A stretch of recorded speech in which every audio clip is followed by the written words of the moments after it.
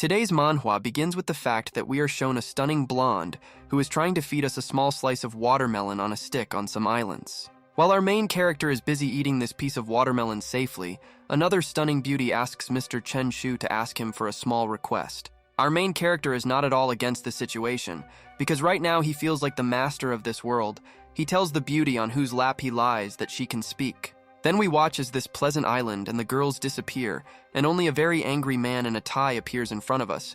He asks the guy how he wants to die. Immediately after our main character realizes that everything he recently saw was just a dream, he suddenly wakes up and is terribly scared because he understands that he is at school. Meanwhile, a teacher named Lao Li asks our main character that since he woke up, let him begin the story about the masters of the beasts that were discussed in class. But after our main character hears such a strange question, he is only surprised and asks his teacher what kind of beast lords we are talking about, because this is a strange question. Looking ahead, our main character sees some technology from 2077. He wonders what kind of strange classroom this is, similar to a high-tech exhibition. His desk neighbor has also disappeared. Realizing that the situation is somehow strange, he decides that he needs to get out.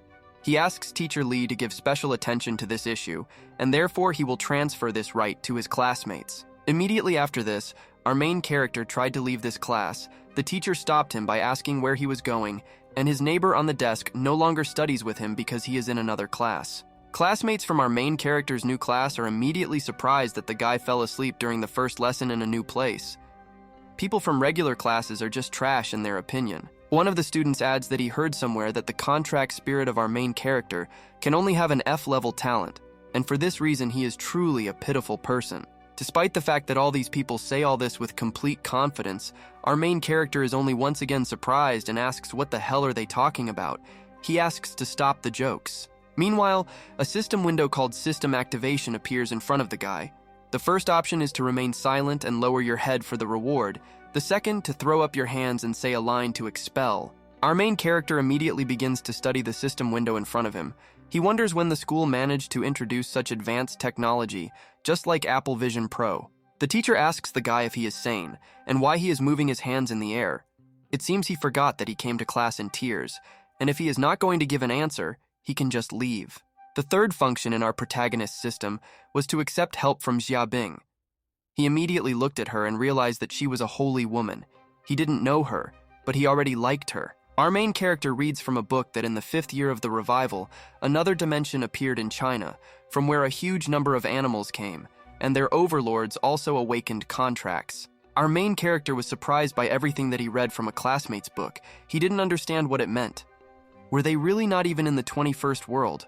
What kind of world was this? Despite the fact that they already wanted to kick our main character out of this strange class, and the teacher understands that the girl showed him the answer in the book, he asks him not to waste his time and sits down.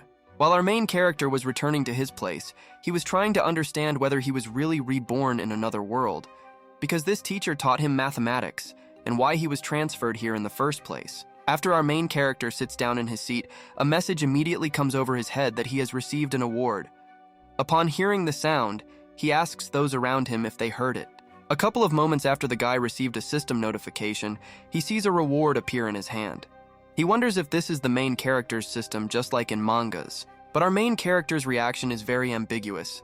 He immediately hides and begins to laugh strangely, realizing that he has become the main hero of this world, judging by his new system. Immediately after the lesson ends and the lock rings, the guy gets up from his seat to find Dolly and ask about what is happening here.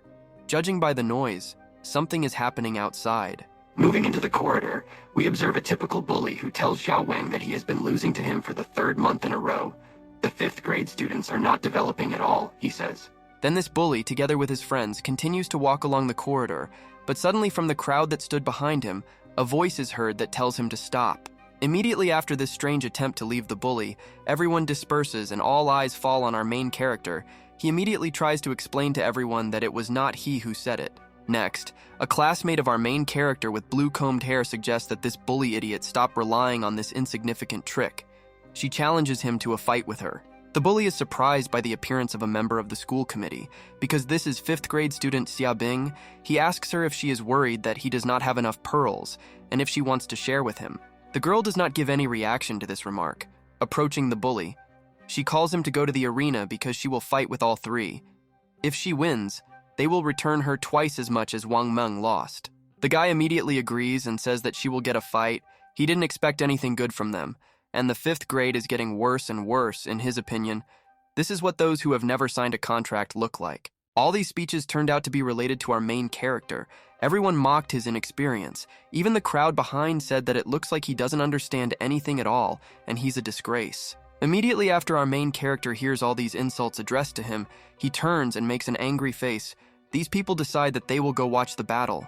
Looking at this crowd, the guy understands that all these words about battles and contracts are incomprehensible, and there are more of them.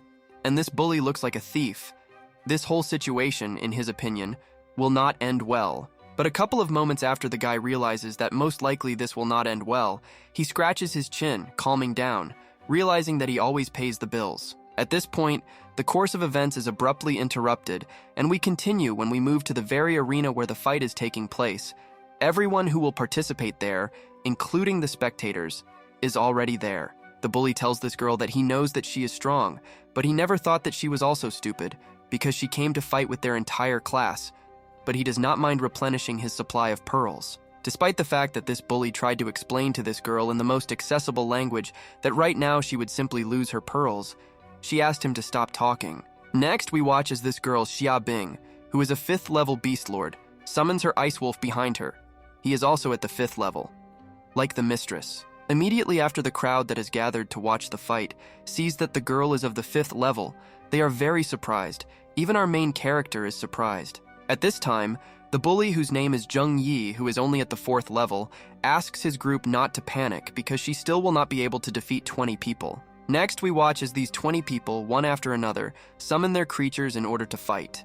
Among them, various creatures from skeletons to fighting macaques, all less than level 5. Immediately after all the creatures that would fight were summoned, their masters gave them the order to rush at this girl's ice monster to tear it apart. But this summoned monster of the 5th level was much stronger than it might seem, because immediately after it was attacked, it almost knocked out the caterpillar with its first blow. The owner of this worm immediately falls to the ground and starts crying because his worm just lost. The bully tells him to get up immediately and not to panic ahead of time. Immediately after one of the monsters from their squad leaves the battlefield, the remaining students of this class realize that the battle will be more serious than they thought, so they brace themselves. Next, we watch how enemy monsters decide to surround this girl's monster in order not to give him a chance to get out of this situation. The beast is ready to continue killing. As soon as the mad monkey with boxing gloves started attacking with a lunge, this ice wolf immediately reacted to get out of the line of attack of this boxing monkey. But despite the fact that this ice wolf managed to escape from the attack of the boxer macaque, he still managed to be taken by surprise because some brown slime was able to catch his leg. Immediately after this bully, who was not against replenishing his supply of pearls, smiled because he realized that from now on, this battle would only go in their favor. But despite the fact that it seemed that this girl's beast was in trouble, the owner of this ice beast at that moment simply stood with folded hands with a confident expression on her face. Apparently, everything was under control. Next, we watch as some kind of strange aura begins to spread from this ice wolf, which makes the brown slime monster start to feel bad. Next, we watch how the paw of this ice wolf is freed from this monster. Moreover, this wolf was able to freeze this monster from mucus, thereby breaking part of it. Meanwhile, our main character, standing in the spectator area, understood that apparently all these monsters are contract spirits. He wondered how he could release his contract spirit. The guy with gray hair who was sitting next to our main character, in response to his question, asked him if his contract spirit had been next to him all this time. Immediately after this guy with gray hair points to a yellow slime sitting in a not very good shape near our main character. The guy is very surprised to see this. Meanwhile, another student thinks that our main character should be reminded once again that he has no place among them, because his spirit is so weak that it does not even pose a threat. Meanwhile, despite the sight of this pathetic and weak yellow slug, our main character rejoices because he finally saw his contract spirit who is bound to him forever. Next, we observe the system window of this golden slime. Its attribute is any form, and its race is of a special type. From talents, it can fall into sleep, increasing its defense, its F rank potential. Immediately after getting acquainted, Chen Shu picks up this slug and realizes that his spirit looks idiotic, and he also has F potential. He believes that this is a tragedy because he can't even fight. Apparently, our main character was very sad after meeting his spirit because he is the main character. He must have some kind of legendary beast like a dragon or something like that. Three options suddenly appear in front of the guy. In the first, he must applaud. In the second, he must wave his arms and shout, "That's enough," after receiving a bag of food for the beast. And in the third, he must attack the bully. Judging by the look of our main character, he liked the third option, in which he must take advantage of Jung Yi's unpreparedness and attack him, receiving as a reward an increase in the power of the Overlord. Returning back to the arena where there is a battle between many monsters and one monster of this girl, we watch as he gets wounded after wounded. Next, we observe how, due to the number, this ice wolf does not have time to keep track of all the monsters. Precisely because of this, he becomes the target of a barrage of attacks from the skeleton monster. This time, the master of this level 5 ice wolf is starting to worry because now she and her beast really have problems, and she may lose this battle. One more moment and we are watching the same bully who is contentedly watching how his class confidently wins. Moreover, our main character should attack this guy. Another second and we see how our main character finds himself behind this guy and immediately grabs him, covering his mouth. He tells him that now he will go with him wherever he leads him. Next, we watch as our main character takes this guy away from the place where these fights are taking place, and once in some corridor, our main character kicks him on the back. But all this does not end with just blows. Then our main character puts a potato sack on this bully's head, after which he begins to drag him to the nearest men's toilet. Next, our main character begins beating this bully. The bully meanwhile asks the attacker if he even knows who he is. But our main character doesn't care at all, and he continues. Immediately after our main character realizes that he has coped with the task that the system gave him, he tells the bully to remember well that he was beaten by Nanjiang gangster Zhang Dali. Next, we move again to the battlefield on which the ice wolf of a girl of the 5th level does everything to win. At this moment, he does not allow the skeleton to carry out attacks, but suddenly something unexpected happens. This skeleton with a saber, which caused a lot of problems, suddenly begins to disappear into some kind of portal that just appeared behind him. This girl with blue hair immediately understands that this is just a great opportunity to take advantage of the ice field to finish everyone off at the same time. Next, we watch how the ice wolf of this 5th level girl carries out the order of his mistress, and he actually manages to freeze all the monsters on the battlefield with his skill. While our main character returns to his place as a spectator, an inscription appears on the screen that informs everyone that the winner of this battle was Xiaobing from the 5th grade. Everyone else is simply shocked by this turn of the battle. They also wonder what happened to Jung, and who simply disappeared at the moment when he was needed most. This question begins to bother. Immediately after the conversation turns to this guy, we watch as the same bully with a bag of potatoes on his head runs out of the toilet. He asks for help because he was kidnapped. While some are surprised by this sight, someone runs away, thinking that a contract mutant spirit has appeared in front of them. The rest understand that they need to report this to the municipal spirit department. Immediately after everyone decides that a mutated bag of waste has appeared in front of them, they begin to beat him. Meanwhile, the system notifies the guy that the task has been completed. One of the students decides to ask Chen Shu where he was during this fight. Our main character, looking contentedly at the fruit of his efforts, replies that he needed to go to the restroom on business. This beaten guy being carried away on a stretcher points to the class he fought against, saying that it's all them. He also screams that he's not done with them yet. Our main character, approaching this guy, asks him not to talk nonsense because all of their students are highborn and sincere, and no one could do something similar and terrible to him. Next, we observe that our main character grabbed the finger of this bully for a reason. Immediately after he finishes his line with a deft movement of his hand, he breaks the finger. Immediately after this guy's finger breaks, he falls silent, and our main character asks him not to worry about it, because he will personally take on the investigation of this case. Next, we watch our main character, who in turn watches as the bully he beat up is taken away on a stretcher. At this moment, he holds his contract slug.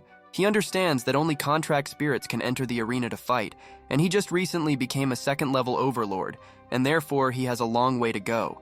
While that same girl approaches our main character, Chen Shu is busy being surprised that his golden slime is also able to increase its level, which means its level is connected to him. Turning back, our main character sees that this girl is holding out a pearl to him.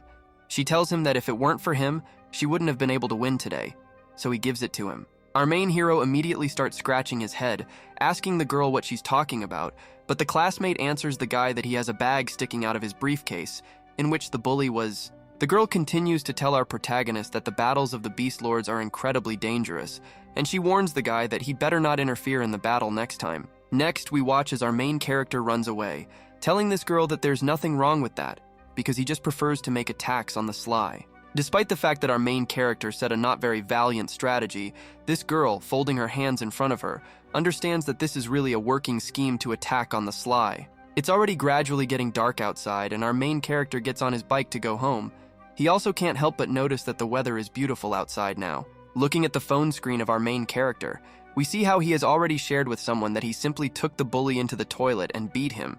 His interlocutor clearly approves of this, because the bully deserved. After a couple of tens of meters, our main character notices how some two men are trying to rob a woman by stealing her bag. But this woman turns out to be quite strong for her age. Despite the fact that this woman is right now confronted by two adult men, they still cannot take her purse away from her. She shouts at them that they can take her body, but they will not get her soul. The system again gives the guy three options. In the first, he will simply drive by receiving a small amount of the beast's energy. In the second, he will enter the battle receiving a lot of energy in exchange for the risk. And in the third, he needs to stop them. Immediately after the system gave him these three options, his face again tells us that he is not at all going to pass by the opportunity to receive the energy of the beast or the ability to create potions. Next, we watch as the process of robbing this woman comes to an abrupt halt as our main character decides to intervene to order these robbers to stop. Our main character made every effort to look as cool as possible. At this moment, he asked the robbers if they really decided to dare to violate law and order in broad daylight. One more moment and our main character makes a face just like Dio from the anime JoJo's Bizarre Adventure. He also tells the robbers that he will never forgive them for this crime. The performance of our main character worked 100%.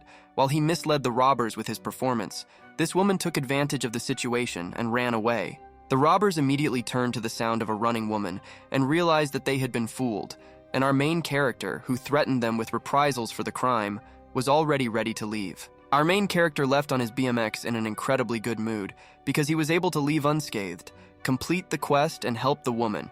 For a reward, he unlocked the pharmacist tree. Immediately after this system notification notifies our protagonist that he has unlocked the pharmacist tree, he is surprised by such a reward and wonders what it is. Then the course of events abruptly stops and we continue to live when our main character rides off on his bicycle to his home. Now the location is Chen Shu's house.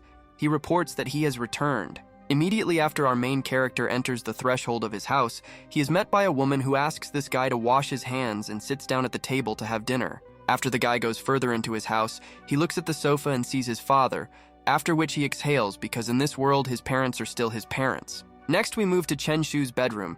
He realizes that his new system is incredibly greedy. He was given only a low-grade potion. He wonders whether he should drink this fiery potion. But our main character decides not to look very deeply into whether it is worth drinking the potion that he received as a reward, so he pours the contents of the potion into his mug. Sitting down at the table with his parents, the guy asks them if they are masters of beasts. His father wonders what nonsense because he works in the animal monitoring department. Suddenly, our protagonist's father remembers that he was recently awarded for his good work last month. As a reward for his good work, he received a fiery potion. Immediately after our main character realized that his father received as a reward for good work the same potion that he had just drunk from his mug, he was very surprised. After our main character realizes that he just drank what they can give as a reward, he carefully asks his father if the fiery potion he received is very valuable. The father replies that this is of course true, because this potion can significantly improve the beast's ability to control fire. One such bottle will cost several hundred yen. After our main character hears that the potion his father received as a reward can cost up to several hundred yen per bottle, he was very surprised. In response to this, the father of our main character explained that each bottle is made by a pharmacist, putting his soul and strength into it. Observing the potion at all stages of development, it is difficult and therefore expensive. After the father explains to his son why this potion is needed, the mother sitting at the table expresses her pity due to the fact that his spirit does not have the power of fire, but they will leave it for the future. After our main character learns from his parents all the properties and price of this fiery potion, he asks his father what will happen if a person drinks this fiery potion. In response to this rather precise question, the father of our protagonist responds by saying that he doubts that some idiot would dare to drink a potion that enhances fiery abilities. Immediately after our main character hears all this, he puts his mug containing this potion on the table and realizes that he just lost several hundred yen in one sip. But our main character does not get upset for long. The course of events ends when he leaves his family in order to retire to his bedroom. Lying on the bed, he studies something in the system. At the moment, our main character is busy studying the hierarchy of goals. He understands that the freezing potion, the explosion potion, and the rage potion at the very beginning of the coolness level are all inaccessible to him. But the curiosity of our protagonist does not allow him to simply exit this system window. He reads that a potion of strength can permanently increase the strength of the contract spirit. Having studied this potion of strength in more detail, we learn that the master level allows us to reduce the necessary ingredients by 30%, but there are not enough materials, so it is impossible to make. The note for this potion also says that each improvement increases the skill level. They are divided into 4 levels. Each subsequent level adds additional improvements. Continuing to look at the complex Wikipedia of his system, our main character understands that the missing ingredients will not be so easy to get, and the main ingredient is growing in another dimension. But suddenly the thoughts of our main character are interrupted after a notification arrives on his phone, so his phone vibrates in every possible way, attracting attention to itself. Immediately after this, our main character takes his phone in his hands, and after he realizes that the same contact wrote to him, he understands that it happened just in time. Our main character with a funny dog avatar asks Zhang Dali if he knows where to get the flower of power. He is asked why he needs this nonsense, to which the guy replies that his father needs it. Immediately after the guy said that his father needed this flower, Zhang Dali replied that this flower is sold only to professional pharmacists, and mere mortals can find it on the black market. After this, our main character invites him to meet tomorrow after school, and taking this opportunity, he asks Zhang for money, after which a message appears that the subscriber is temporarily unavailable. Even though pharmaceuticals in this world are unusually highly developed, but due to the fact that some ingredients that exist only in this world have not yet been studied, the process of making drugs is hardcore complex. Moreover, ingredients that come from other dimensions still cannot be accurately analyzed, and it is not possible at the moment to use them for the manufacture of drugs. You just need to scan everything you need and then send it for cleaning, and the quality and quantity of the final product will depend only on the experience of the pharmacist who will be involved in this. In this world, a scientist who is engaged in pharmaceuticals receives up to several 100,000 yuan a year, and the prestige in this profession is incredibly high. They become giants in this world. These thoughts really warm the soul of our main character, because if he has a lot of money, he will be able to create even more things in order to give them to his slide, which will improve. At this point, the course of events is abruptly interrupted, and we continue when we are transported to the next day. These two, as agreed, have already come to the black market to extract ingredients. Immediately after these two school children enter the black market to buy an ingredient from another dimension, they are stopped by a security guard with a strange hairstyle. But immediately after these two are abruptly stopped, they decide that the best solution would be to make a face as if they had eaten something incredibly sour, but they try not to show it. The guard continues to tell the two that he asks for forgiveness, but the entry of a person unaccompanied by a beast lord of at least the 5th level is strictly prohibited. The two respond that they understand everything. Immediately after, the blonde security guard explains to these two in the most understandable language that their entry is prohibited, our main character takes his friend by the hand and realizes that everything is bad. While our main character's friend understands that most likely the passage there is closed for them, he understands that most likely they will need to take their father with them. And our main character looks at some girl. A couple of moments after our main character notices this girl not far from them, he turns to his friend to tell him that he knows how to get there. Next, we watch how these two quickly run to this sister Xiao Yu. In front of us is an excellent student from their school, who currently ranks first in the ranking called the Son of Heaven. Immediately after the two manage to reach this excellent student, our main character informs her that he is Chen Shu from the 5th class of Overlords. His friend also introduces himself as his friend. Judging by the expression on the face of this girl with long pink hair, she clearly does not understand what they want from her.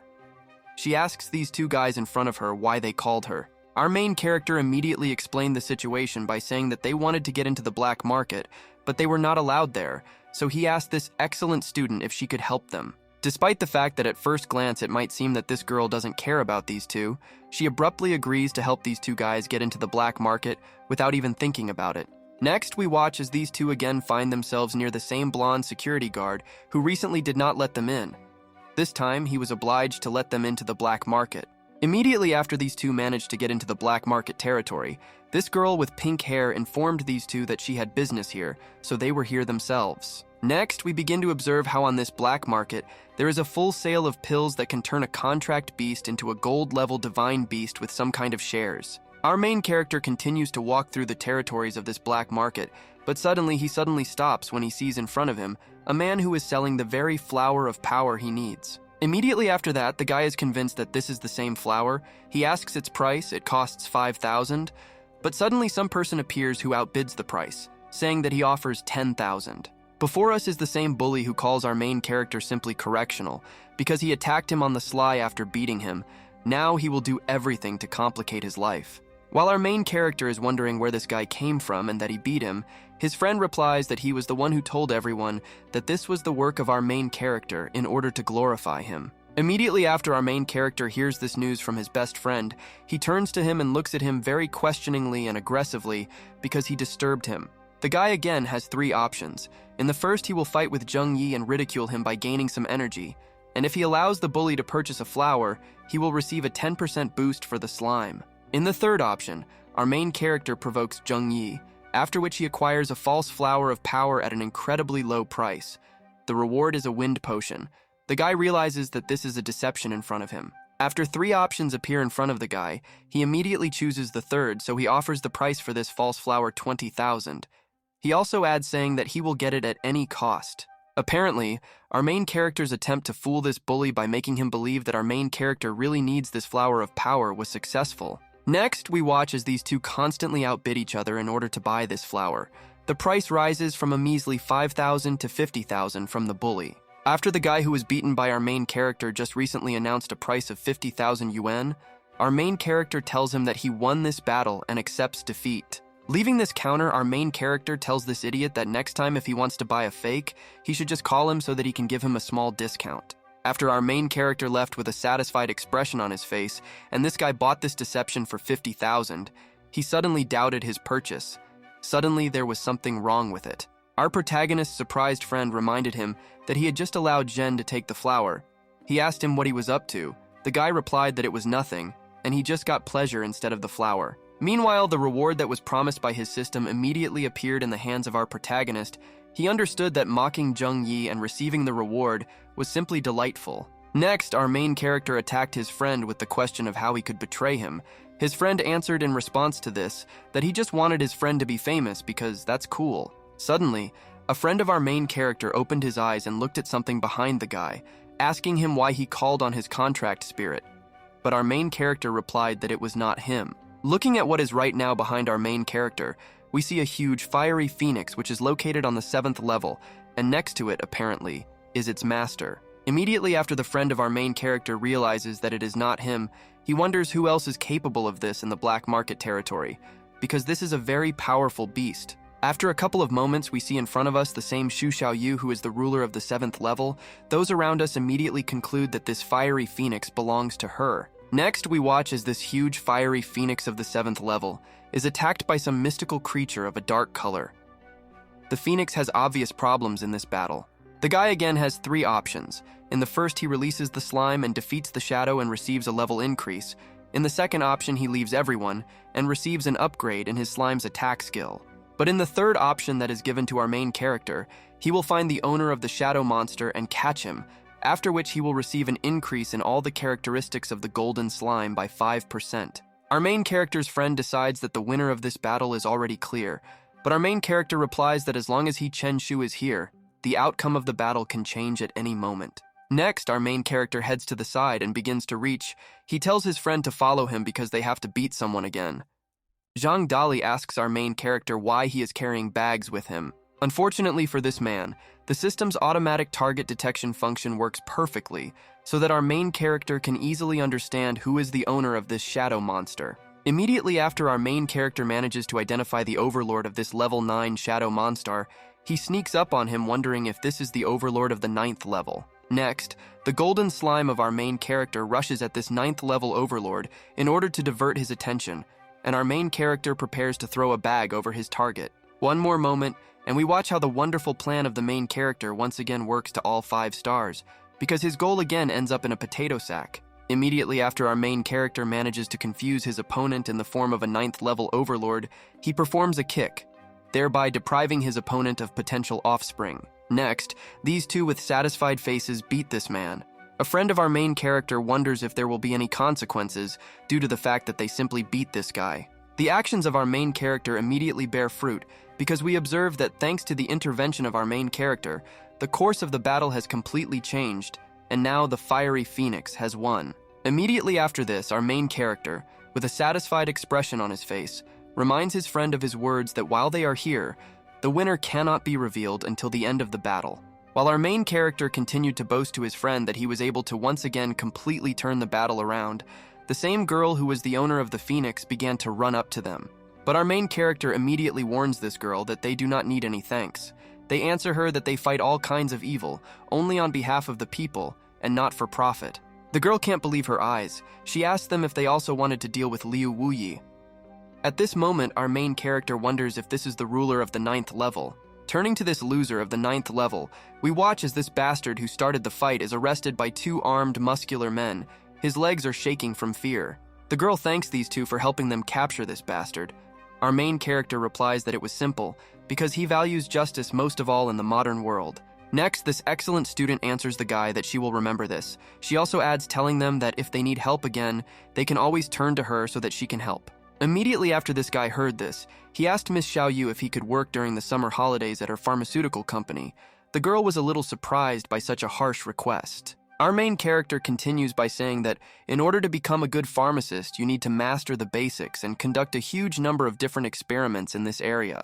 And a company in which he could develop in this area without worrying about the necessary materials is the best option, so he is eager to work in its company of pharmacists. Despite the fact that this girl thought that our main character was asking for a position as a security guard, he tells her that this is not so, and he is very eager to become a pharmacist. This girl did not agree to the request of our main character, but he did not despair because she still allowed him to become her student. And for a start, it will most likely do, and not so bad. Entering the class, the guy thinks that as a student he will at least be allowed to take part in production. Our protagonist's classmates are shocked that he relies only on himself and not the beast. The fact that our main character himself gets into fights without using his contract beast greatly surprised everyone. And this trick with a garbage bag is just something. Apparently, the guy has fans. Everyone is such a fan of our main character and his actions that one of his classmates asks him for 1 bag so that he can hang it at home.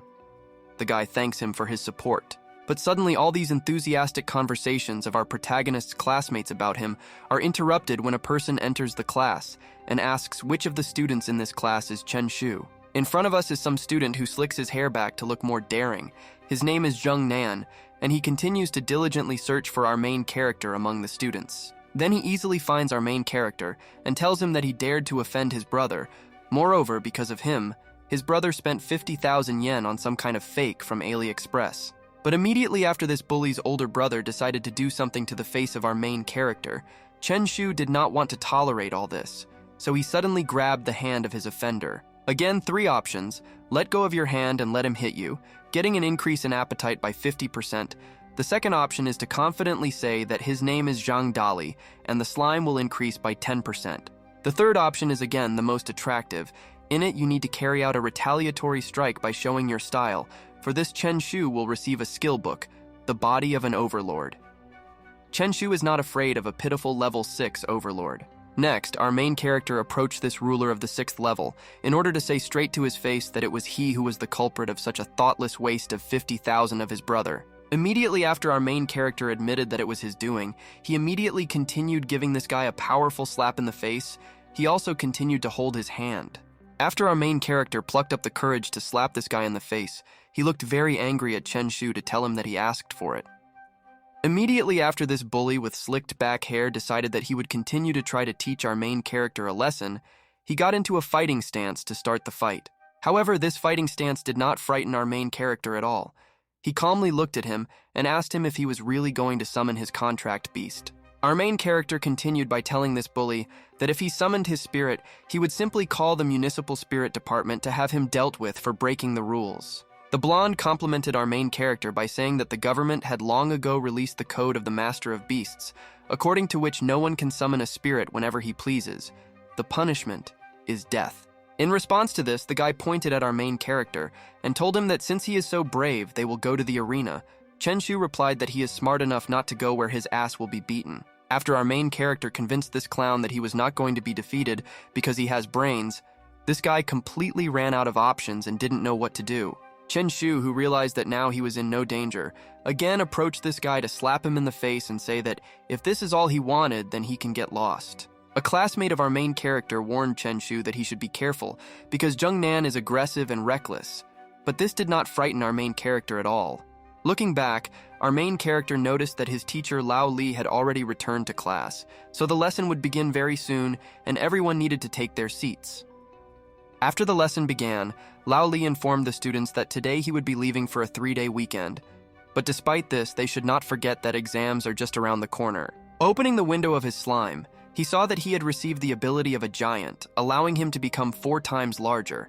In addition, he has the skill of collision and invulnerability for a certain time. Slime contract spirit. The guy understood that he had to do a lot to get 3 combat abilities, and if he suddenly had to fight, he wouldn't lose so easily. In addition to the fact that now our main character may well enter into battles with other spirits, the teacher continued by saying that for motivation, the winner will receive enlightenment pills as a reward.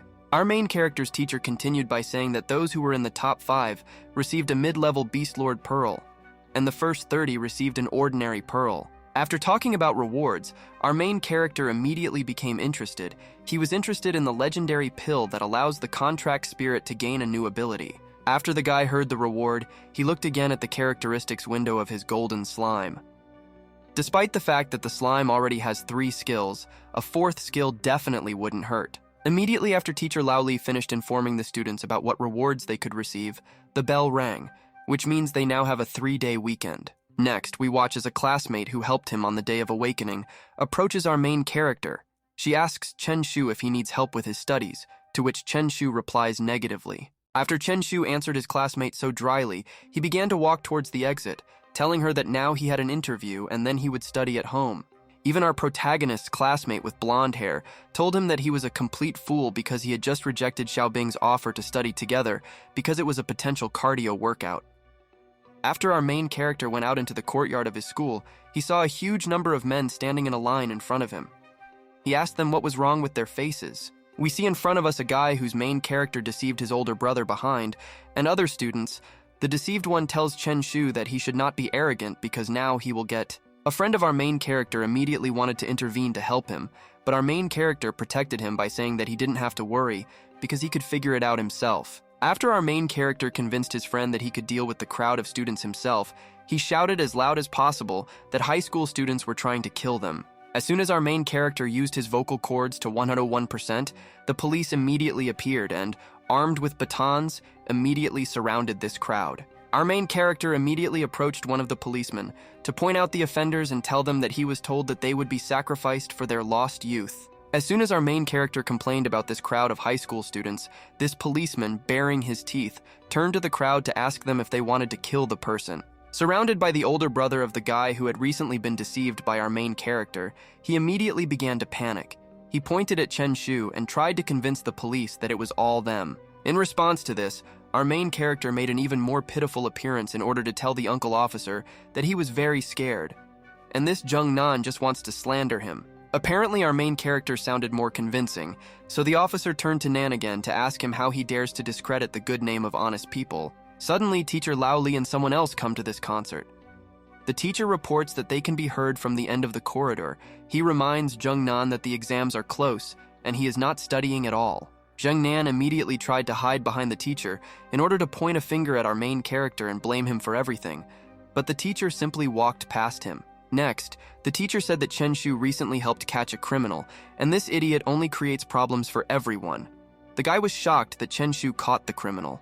While these two were dealing with their topics, our protagonist's attention was only on the man standing next to him. He wondered from the municipal perfume department whether this man. Meanwhile, our main character's teacher continued to say that the head of the department decided to come personally to reward our main character, and this bully just had to fail. Immediately after teacher Lao Li dealt with this hooligan, he turned to the crowd of police officers to tell them that the conflict had been resolved, and they could go about their business. Next, the teacher told the head of the department that this was the same Chen Shu. The head of the department introduced himself as Wang Gen and said that he had come to personally thank him for his assistance in catching the criminal. Next, this department head handed our main character an incredibly thick wad of money. The department head told Chen Shu that this was a reward from the department and there was 100,000 yen there. Our main character tried to refuse, saying that there was no need for thanks because everyone should work for the good of public order. The head of the department asked to accept the money and answer one question.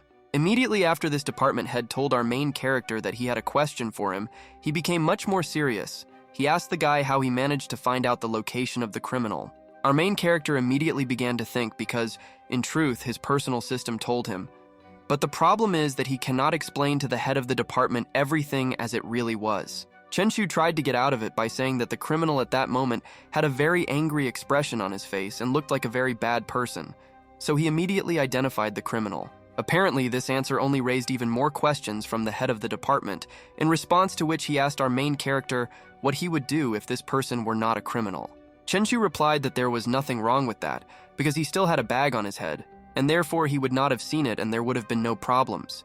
These two were puzzled by such an answer. Having heard such an answer, the head of the department told the guy that now he has no more questions and they are still grateful to him for saving Xu Xiaoyu.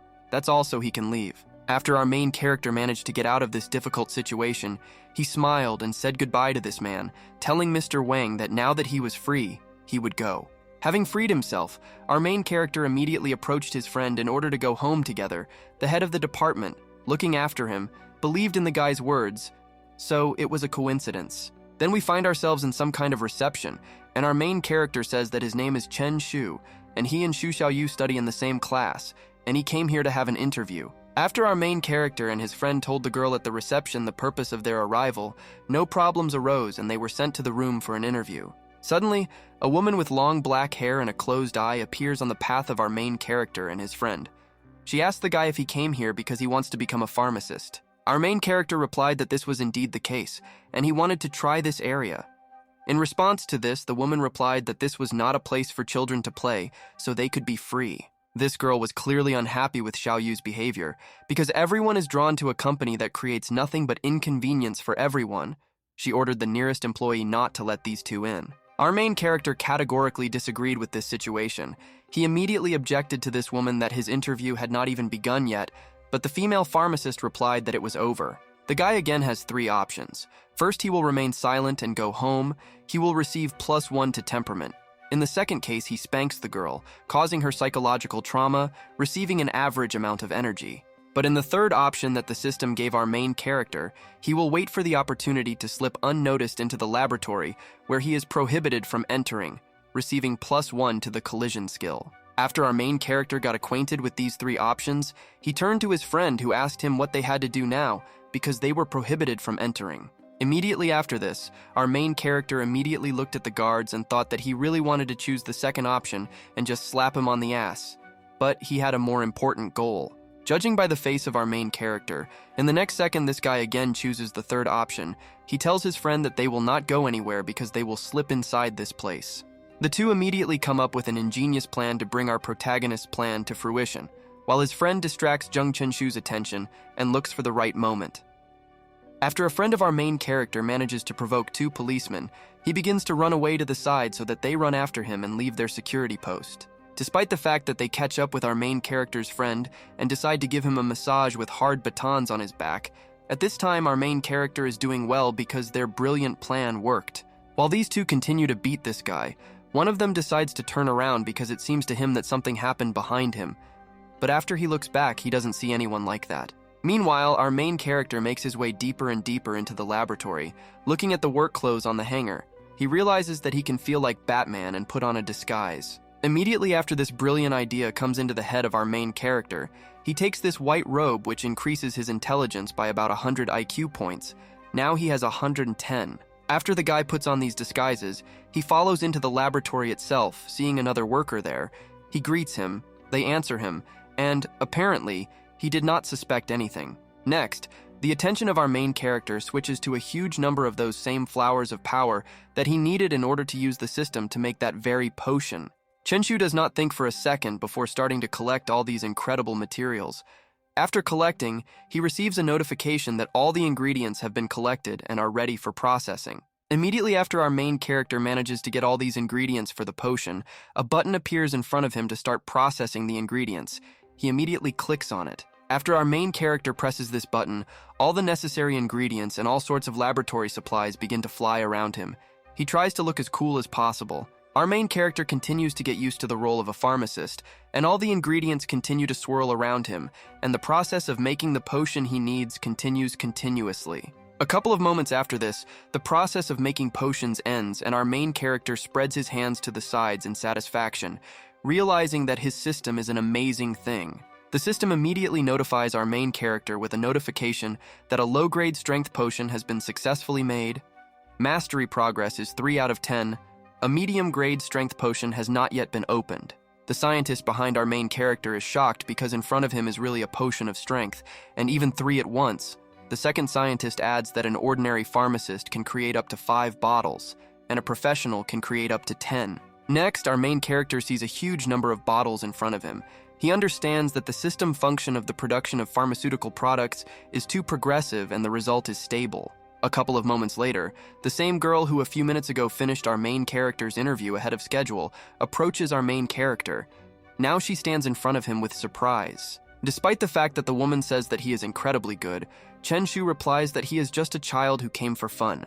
As she said, there is no need for guards because he will leave on his own. After this girl realizes that there is talent in front of her, she apologizes for her bias. She also tells him that she could not immediately discern his incredible talent. Next, this girl approaches our main character in order to bow deeply to him and tell him that she would really like him to become part of their team, if of course he doesn't mind. The guy again has options, but this time there are 2. In the first, he will agree and become a professional pharmacist. All pharmaceutical cards will be open, but his slime will disappear and this will be inevitable. But in the second option, the guy will be able to agree to a summer job and become a master of beasts. The reward for this is an average amount of power. The first option is incredibly tempting, but he needs to think. The guy understands that he must become a master of beasts, so he asks for forgiveness from this girl, saying that he must study, and therefore he can only agree to a summer job. Judging by the next moment, this girl agrees to the guy's terms, after which the 2 shake hands with each other. Chenshu hopes for further cooperation between them. Even though Chenshu agreed to work only during the summer holidays, Xu Qingshui still provided him with all the necessary benefits that he needed. In addition to this, they also agreed that if Chenshu managed to save the loss of materials, he would receive a reward for this, so Chenshu was at work at Company 666 all weekend. All this time, our main character has been investing his time in order to reduce the loss of materials in this laboratory, thanks to his incredible talent. It's boring, so we speed up by 3 days. We watch as our main character finds himself at the table with his golden slime, and in front of him a huge number of bottles. Chenshu hopes that this time everything will work out. Immediately after this, our main character takes one of the bottles from the table in order to give it to his slime in order to see what effect taking this potion of strength will have. After the contract spirit of our main character receives this potion, he immediately takes it in his hands to begin the process of absorbing this bottle of strength potion, which should increase strength. Apparently this potion has some kind of delicious taste because immediately after the golden slime absorbs the first potion, it takes on the second and third and so on, absorbing each. Next we watch how the golden slime of our main character gets a taste, and he drinks as many as 25 bottles of this potion of strength. He may not count this non-random number. A little more time passes and we watch as the golden slime of our main character finally finishes absorbing all this huge number of bottles of strength potions. Apparently the diet of this golden slime was disrupted, because then he rose into the air in front of our main character, and his belly had grown quite strongly. It looked like he was pregnant. Our main character immediately gets scared after such a strange joke happens in front of him. His slime that flies in his room begins to glow, and the owner thinks that he is about to give birth. Strange processes in our protagonist's golden slime continue to occur, but this time his stomach is shrinking, and he is experiencing some strange effect from the strength potion. A couple of moments after this, our main character's slime stops glowing and he suddenly remembers that gravity exists, so he falls straight into the hands of his owner. The potion our main character made permanently increased the slime's power by 20%, but if he wants to achieve better results, then he cannot do without a medium-grade potion. Chenshu thinks that for the past few days, he has been doing nothing but using materials from Company 666's laboratory. Fortunately, Xu Xiaoyu helped him get an entrance ticket. Our main character understands that thanks to the ticket, he will be able to go to the black market. So the next day we watch as our main character heads to the black market. Our main character who arrived here understands that this world is really lost, because everyone can get anything, as long as he has enough funds. He hid something in his backpack. Next, we watch as our main character stands in front of a public toilet, but suddenly, judging by his surprised reaction, something attracts his attention to itself. He again has 2 options from the system. In the first, he will go home and start producing pharmaceuticals without a reward. In the second, he will do the same thing in the toilet and receive knowledge of history for this. Immediately after, our main character has the opportunity to gain high school level knowledge of history by creating pharmaceuticals in the toilet. He begins to look towards the toilet. Apparently, our main character decided that he must gain this knowledge of history, after which he closes his nose, realizing that the path of the master of beasts is very thorny and incredibly difficult. Next, our main character finally decides to choose the second option that the system gave him, so he goes into the men's stall of the public toilet to take care of business. Chenshu is in this toilet for so long that the time is approaching evening. We watch as some guy rushes to this stall to relieve himself.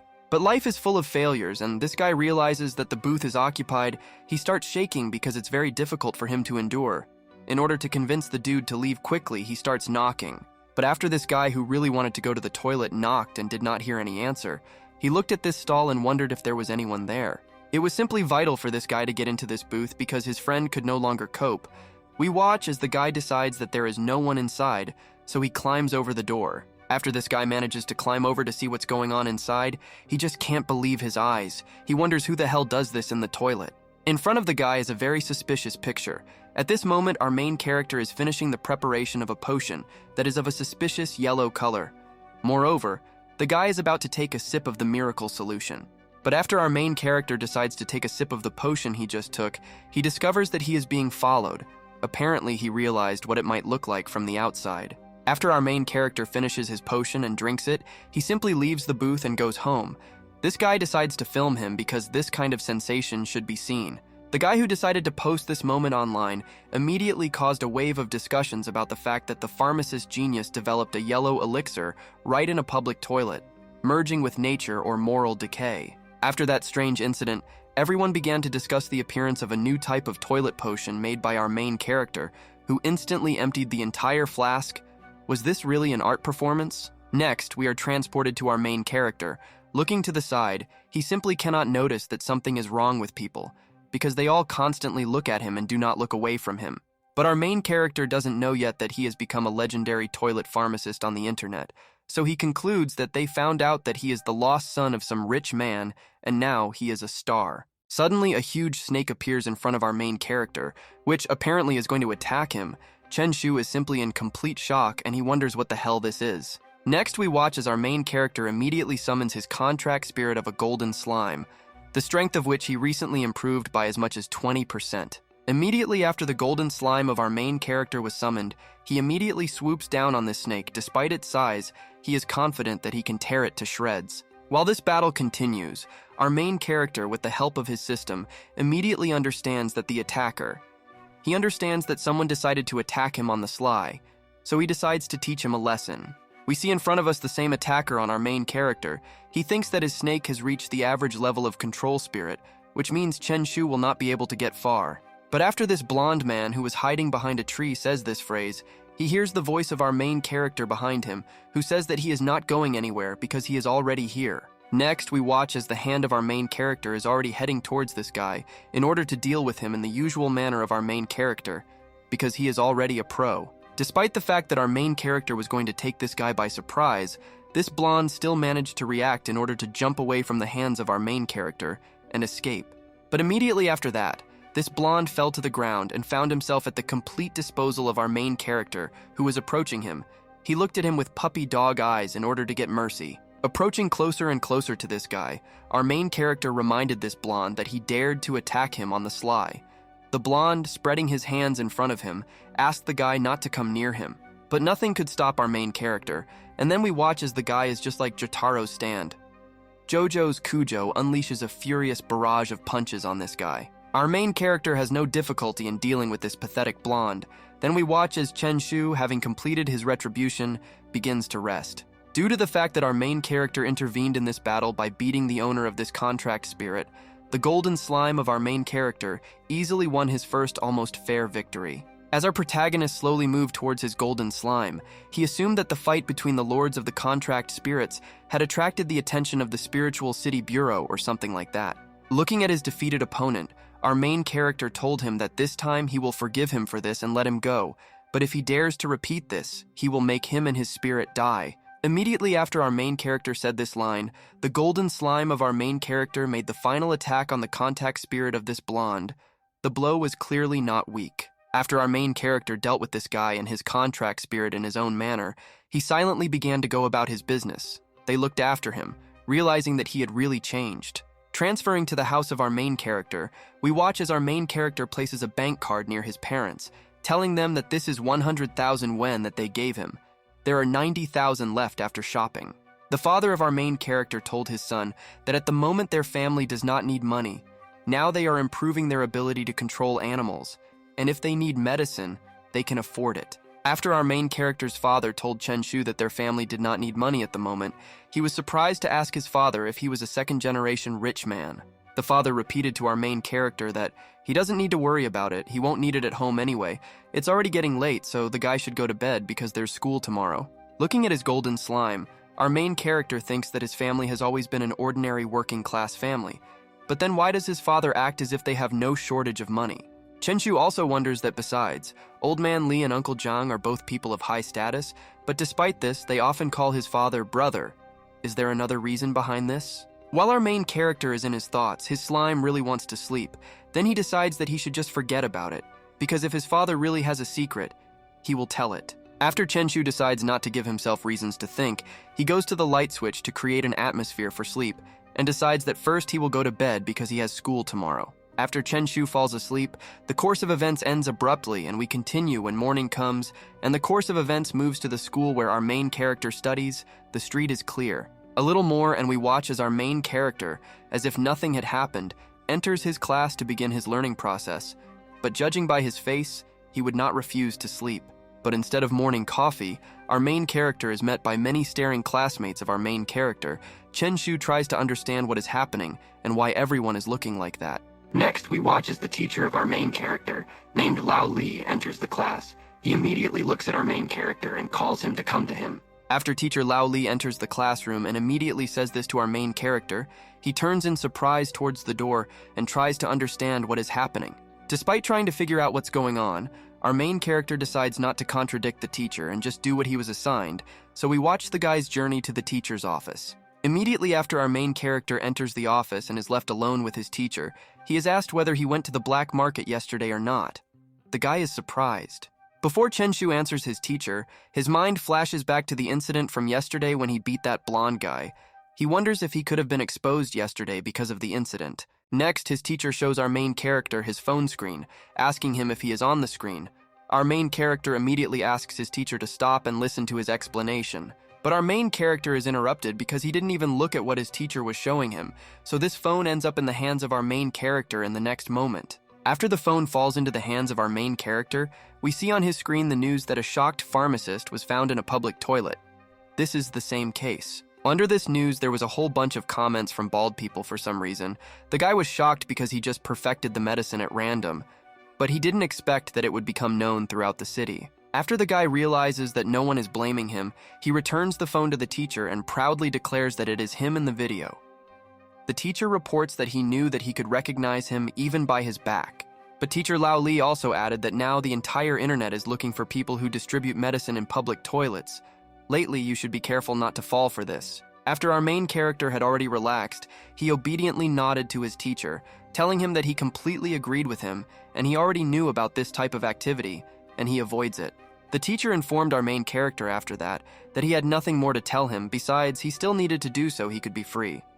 He called the other two into the office. After the two entered, Lao Li told them that he called them to inform them that the school plans to allow the best students who passed the final exam in advance to enter a special class. Our main character, who accidentally heard this, immediately wondered what kind of special class this was. In past years, special educational institutions were transferred only in the second semester of high school. Meanwhile, the course of events returns to the classroom, and our main character continues to ponder why these two were invited to a special class much earlier than usual this semester. Suddenly, the same two excellent students who were called to the teacher's office return to the class. Looking at their strange expressions on their faces, our main character suggested that something could have happened. Meanwhile, the school day ends and we watch our main character ride off on his bike, followed by his best friend who tells him that he heard about his popularity. Our main character replies that this is not so, and it was just a random photo from life. Besides, how could he know that after that the entire network in which he was seen would be looking for him? After the two reach the animal control building, our main character suddenly stops his bike to avoid a collision.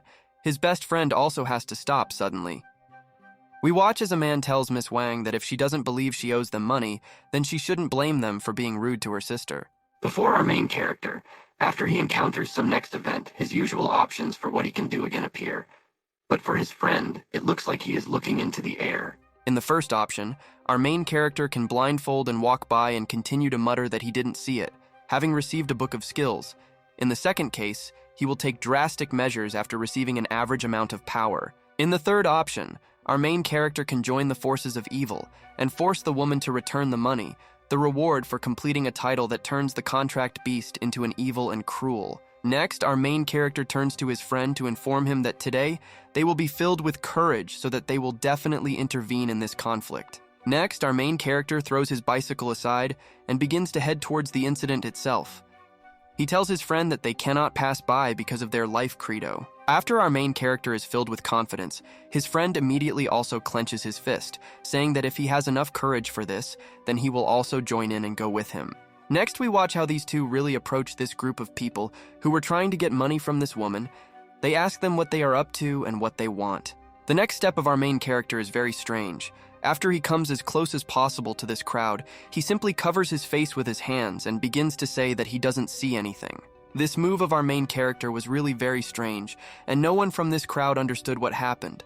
Everyone just stood silently and looked at our main character. The only one who was surprised at this moment was the friend of our main character, because this eccentric approached them so righteously to say this nonsense. He thought that Chen Shu would save this beauty. Next, we understand that our main character did this only in order to fulfill the condition for fulfilling the systemic task, during which he received a book of skills for brutal murder. But after our main character receives this skill book, he turns back and sees a girl hiding behind a woman. Judging by her look, she is waiting for action from the guy. After our main character is made to understand that action is expected of him, he points his finger at one of the offenders to tell him that he is the scum of society who only knows how to intimidate women. Immediately after our main character says this to these eccentrics, they are immediately provoked by his speech and begin to run after them. Meanwhile, the woman and the girl have the opportunity to escape. During his escape, our main character manages to show this guy the middle finger, telling him to come and catch him, and if he catches him, he will win and get what he wants. After our main character says this and shows these idiots the middle finger, this becomes the last straw for them, and they finally decide to start chasing this brat who allows himself a lot. Then we skip a little time and watch how our main character and his friend still manage to break away from their pursuers. They stop in the hope of confusing them. Immediately after these men catch up to our protagonist and his friend, despite their ingenious disguises, they are still able to be identified, forcing them to run to save their asses. Another couple of moments and we watch as our protagonist's brilliant plan with this disguise still works, and their pursuers run past them to continue the chase. After Chen Shu is safe, he realizes that even if others cry and scream, the contact spirit may not be able to understand the skill of how much more he can achieve. After these two manage to save their asses, our main character puts his hand on his chubby friend's shoulder to tell him that they are ready to move on. But as soon as our main character, together with his friend, takes a couple of steps forward in order to cross the road in front of them, a black car suddenly appears and blocks their path. Immediately after these two realize that this black car has stopped in front of them, it is not at all by chance that the plump one gets into a fighting stance, and our main character calls on his golden slime. But after the window of this black car opens, we watch a man sitting inside the car who smiles widely.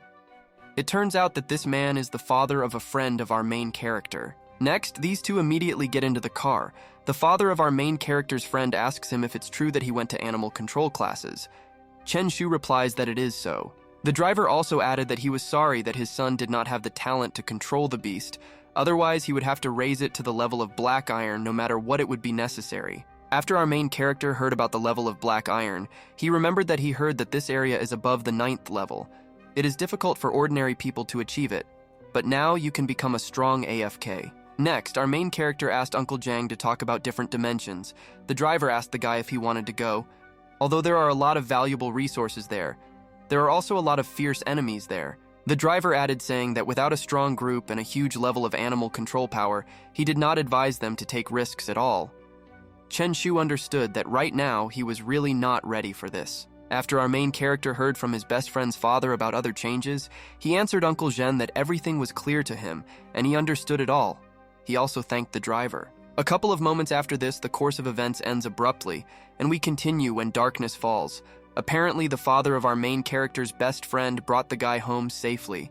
Transferred to the bedroom of our main character in which he himself is located, we watch him sitting on his bed in the lotus position and some strange system sphere around him. After Chenshu finishes, he realizes that he has finally mastered all the knowledge that the system has awarded him. However, if he wants to go further, he will still need a lot of medicinal materials. The black market alone will not be enough for this task.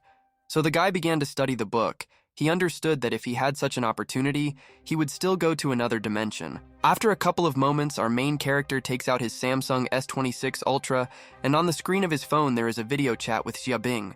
He realizes that she looks very shy. He wonders what she wants to tell him. Next, we watch as our main character begins to be the first to type a message to the girl. He tells her that if she likes him, then he can give her a chance so that she can catch up with him. But our protagonist's expectations are immediately shattered after the girl finishes typing. She asks our protagonist to lend her some money. She needs to buy something. Judging by the reaction of our main character to this message, this is clearly not what he expected to see in this chat window.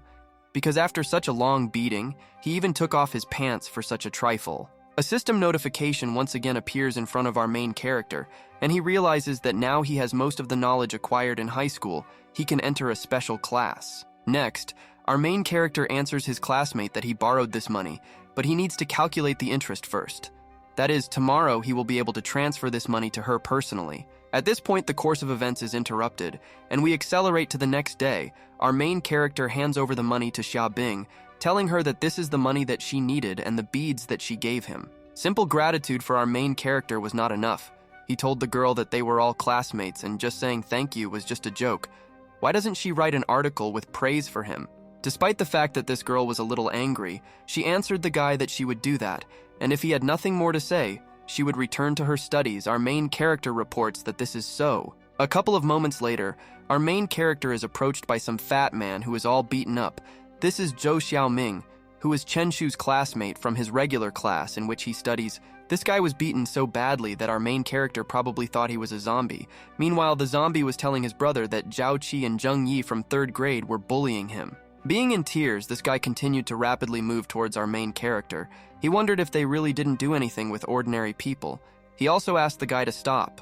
Immediately after our main character wondered why they beat him, this fat guy looked down and replied that he accidentally urinated on these guys. After Chenshu heard the reason why his classmate was beaten, he immediately moved away from him to talk with the floor about this topic, because what he heard was crazy. However, this fat man was not going to give up. He told our main character that he knows that now he is very strong. He asked if he could help him throw out his anger at his offenders. Next, we watch as our main character puts his hand on the guy's shoulder and says that he can help. Before he starts, he will have to pay him. The guy was surprised. Chenshu continued saying that he would like to agree on cooperation with their store. In response to this fat man replied that he cannot make such serious decisions about his family's affairs. Our main character continued saying that everything is fine because he can just recommend him when the time comes, and now they can talk about how to help him with his offenders. After our main character agreed to help this fat man, the two began to walk together along the school corridors, and classmate Chen Shu began to tell him the whole story of this incident. After hearing the story, our main character concluded that Zheng Yi is right now attending the graduation ceremony with Zhang Nanqi in the assembly hall. This was useful information. Then our main character was surrounded by an evil aura. He realized that this was becoming very interesting, because old grievances were mixed in one common cauldron, creating an interesting thing.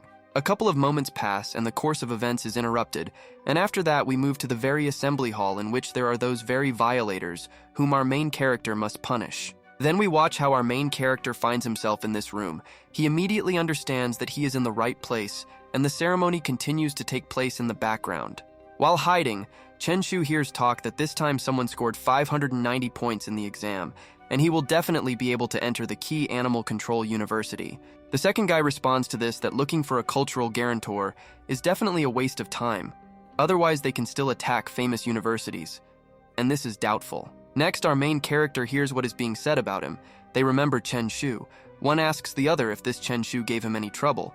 Chen Shu takes off his sneaker. In response to this question, one of the offenders immediately begins to get angry and bare his teeth. He replies that no.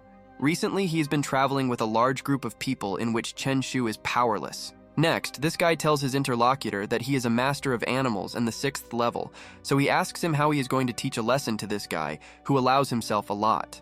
The bully replies that this guy is very difficult because he seriously beat Wu Li, so they need to wait a little longer when he calls everyone.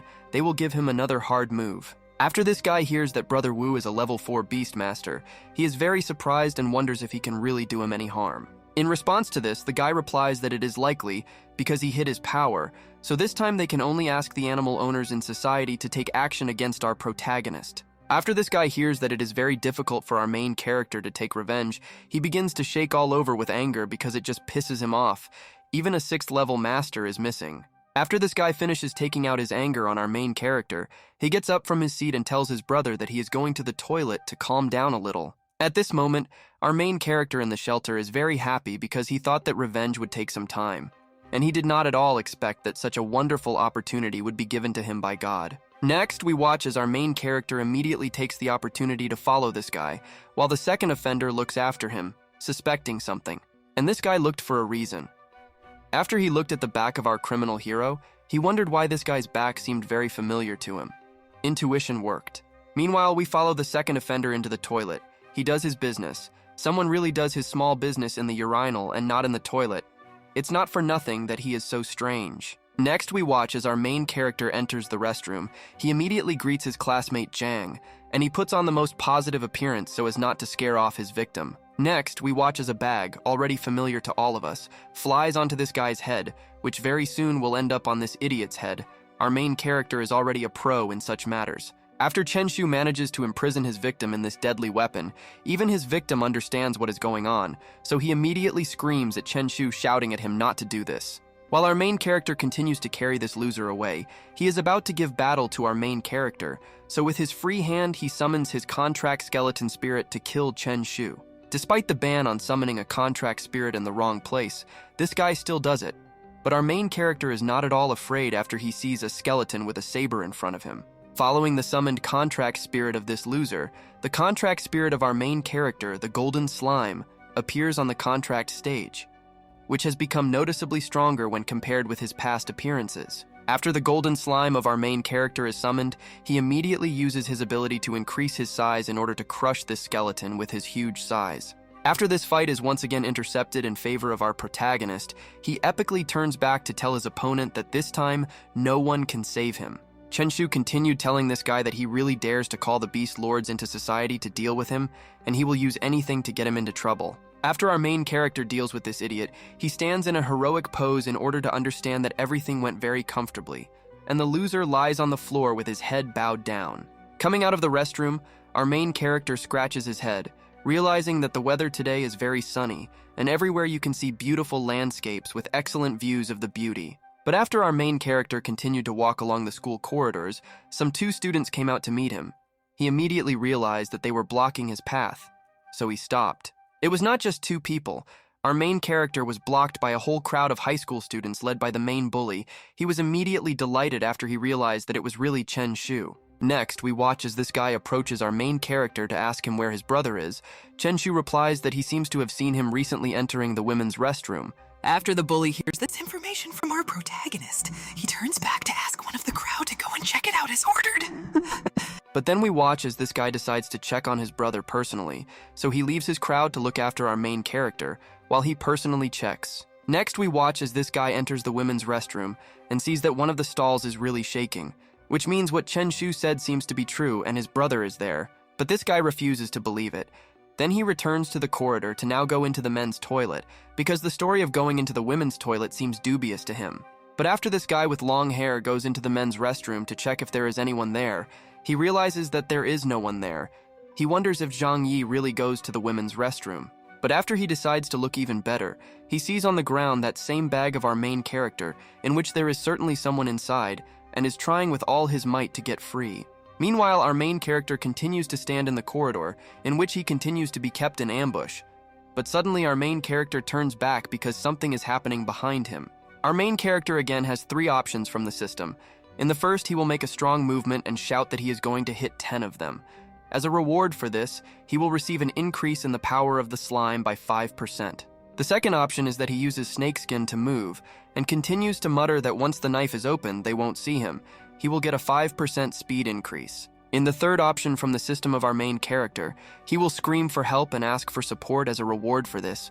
He will receive a teleportation potion as a reward from the system for this. In the last version, our main character will have to have a friendly conversation with 5 people and try to turn enemies into friends. As a reward, he will receive the level of Mastering the Beast +1. After reviewing the options from the system, our main character thought that despite the fact that all the options are good, the fourth option among them all definitely suits him best. Chenshu also understood that once his beast control level increased by 1 level, he would finally be able to enter the special training class in his senior year of high school. Next, we watch how our main character, after thinking a little, clicks on the fourth option in order to choose his new task among all those offered to him. After choosing the option, Chenshu told one of the guys that he does not need to be nervous because in fact he has a good relationship with his boss, although he treats him badly. They are childhood friends. Next, the person to whom our main character addressed was surprised and concluded that it means he still continues to mock his younger brother in every possible way, beating him and humiliating him. Our main character replied that it was all just a joke, and in fact, Jung Yi is also his younger brother, and they often play like this, so there is no point in creating problems for him. Chenshu tried to further convince these guys that all this is true. He invites them to think about it if they really have a conflict. He must have escaped a long time ago. Our main character continued to pretend that everything was fine. He asked them all to let him say what Jungnan liked to play since childhood, so they don't have to worry about it. At this point, the course of events ends abruptly and we are transported to those same victims. A full 5 minutes pass and these two are finally leaving the men's room back to the crowd. In these 5 minutes, our main character was able to become a good friend for these guys. He told these guys that as a child, he played different games with their leader and he liked to wear women's clothes. Then we watch as these two finally return to the crowd who have already made friends with our main character. He angrily asks them what they are talking about so animatedly. One of the guys responded to this guy by saying that they were talking about him as a child who played really well. In response to this, the main bully asked him what kind of nonsense he was talking about. Our main character managed to convince everyone that it was true, so the guy behind him asked Brother Nan to stop pretending that all this was not true, because Chen Shu had already told them everything. This crowd continued to try in every possible way to mock this guy for wearing women's clothes in his childhood. Judging by the stories of Chen Shu, he tried in every possible way to protect his dignity. To such a rude reaction, the guy with gray hair told Jen Nian that these were all just jokes and he didn't need to swear like that. Chen Shu added that it was very easy for this guy to drag everything into drama. After our main character, with the help of his charisma, made everyone believe that they were all friends, he announced that it was already late, plus prom was coming soon, so they left. As soon as our main character convinced everyone that they should hurry in order not to be late for graduation, they all agreed with Chen Shu's opinion, because he was already a friend to everyone. Next, Chen Shu convinced the crowd that she should be the first to go to graduation. While these are still inactive, he will definitely help the victims. This bully and his beaten brother cursed Chen Shu. After our main character dealt with all the problems in the form of a crowd, he told this guy that now they could start their showdown. The bully was very surprised to hear this from the guy. Immediately after our main character was convinced that no one would disturb them, he turned on killer mode and grabbed this bully by the mouth and then began to drop him to the floor. After our main character created this characteristic strange sound, these guys who were almost gone turned around sharply, realizing that something was definitely wrong and they should hurry. This crowd, a moment later, was finally convinced that something was wrong at the end of the corridor, so they immediately began to run there to understand what was happening there. After they reached the place where that very incident took place, they saw our main character from the back, who at that moment was busy beating this loser. Hearing numerous sounds of footsteps behind him, our main character carefully turned back to see the crowd behind him. He immediately realized that his affairs were bad because he had been discovered. After a couple of moments, this crowd realized that our main character was simply leading them by the nose. They began to flex their fists in order to teach him a lesson and let him understand that he does not know how to fight. Our main character immediately tried to convince this crowd that they are all civilized people, so they can do without it. But if he is attacked, he will scream to attract attention. The bully in the background of our main character was shocked by what Chen Shu was saying. After he started threatening with his scream, he remembered that the last time he started screaming, he called the guards. He began to realize that since there would be no exam next semester, if he could damage his contract spirit, he would not be able to get into the special education class. This revenge would be the best. After this badass decided what kind of revenge would be best, he shouted to our main character that he was the master of the beasts, and if he was really brave, then he could fight him in a duel. At this moment, 3 options again appear before our main character. In the first, he begs for mercy from Jungnan to let him go, the reward for completing the Tita of any seeker of mercy and get the effect. In the second option, he will refuse and run towards the toilet, having received an average amount of strength to control the beast. In the third option, he nodded in agreement and will win this battle. Looking at the 6th level Beastmaster, he knew that after the choice he had just made, he was already a 5th level Beastmaster. Perhaps he could defeat the 6th level Jungnan. But looking at the crowd of beast lords of the 5th and 6th level, our main character understood that if he wins, there is still a high chance that these guys will brutally beat him. So he needs to think. Next, our main character declares that he agrees to fight with him in the arena, but he doubts their intentions, so he will first have to find a notary so as not to doubt. At this moment, the course of events is interrupted and we are transported to the animal control room, where students have the right to summon their Pokemon. At this moment, our main character stands in front of some girl. Meanwhile, the beaten bully was very surprised after he realized that our main character called Shu Xiaoyu, who was in the 1st grade as a notary. It seemed that it was possible to attack him only in a duel. Meanwhile, our main character was telling this girl that this time he is going to trouble Sister Xiaoyu. She replied that being his notary is easy, but can he really defeat his rival? After this girl expressed her doubts to our main character asked this girl not to worry, because he is completely confident that he can win. In his mind, our main character knew that even if he didn't have the confidence, he still had to do it. After all, it was a talent that was delivered straight to their door. A couple of moments after our main character figured out the definition of a notary, he approached his opponent and informed him that everything was now ready and they could start the fight. Next, we watch as our main character's rival summoned his contract spirit in the form of a huge emerald bird. He was going to look at the strength of our main character. Our main character immediately summoned his golden slime. Our main character's rival was not going to wait for our main hero, so he immediately sent his beast to attack. Apparently, the contract spirit of our main character's rival was stronger than the golden slime, because in the very first moment he launched an air attack on the back of the golden slime, so to speak.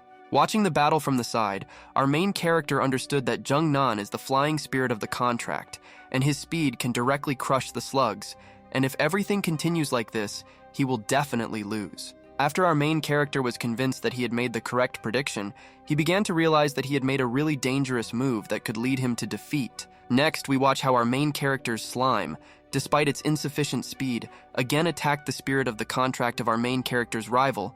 The bird was also preparing to attack. But despite the attempts of our main character's golden slime to attack this bird, he failed again and again, received a powerful attack directly on his body, taking damage. Our main character, who stood and watched this fight, understood that his affairs were very bad, so he began to support his slime, telling him that he could give up and not resist. But our protagonist's rival was not going to accept our protagonist's defeat. He shouted to him that it was too late now, so he ordered his contract spirit to attack again. One more moment and the rival of our protagonist orders his contract spirit to go and explain to this golden slime what power is. He meant an attack on his belly. Immediately after this emerald bird received an order from its owner, it again gained altitude in order to inflict another powerful attack on the golden slime of our main character. But after only a second remained before the collision of this emerald beast with our main character's pet, our main character realized that he had a great opportunity again. Next, the golden slime of our main character began to use some of his skills, and our main character's rival at that moment realized that our main character was definitely up to something. One more moment and we watch as the contract spirit of our main character makes a jump towards this emerald eagle in order to meet its attack with its body. Next, we watch as the entire combat initiative passes into the clutches of the golden slime of our main character, because now this emerald bird is under the contract spirit of our main character. Despite the fact that our main character's golden slime made such a small move, our main character's opponent immediately realized that his affairs were bad, and the battle shifted in favor of our main character. Meanwhile, the golden slime of our main character was not going to stop at all.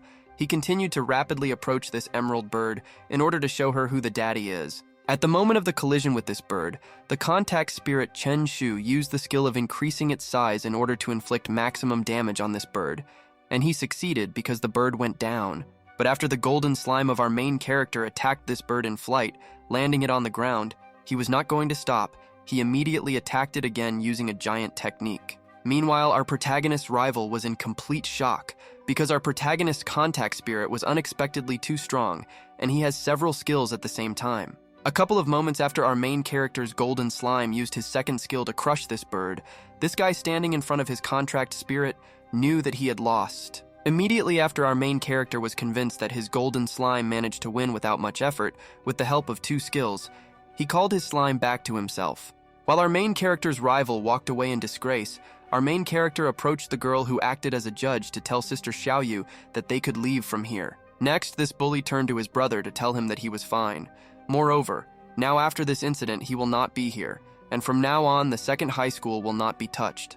Immediately after the brother of this beaten guy realized that our main character is very serious and capable of defeating many people, he told his brother that he understands and will now avoid him. At this point, the course of events ends abruptly, and we continue when the course of events is transferred to the place where our main character decided to take this girl who was the judge in this battle. While the two were heading somewhere, this girl with pink hair asked Chen Shu if the level of his beast was really only F. She also asked if he felt that it was more powerful than her firebird. In response to this, our main character immediately answered this girl that this is definitely not the case, because in fact his contract beast is an invincible SSS rank Sigma in the universe. But our main character is abruptly interrupted after walking a few more tens of meters. He sees a fat guy and, to be more precise, his back.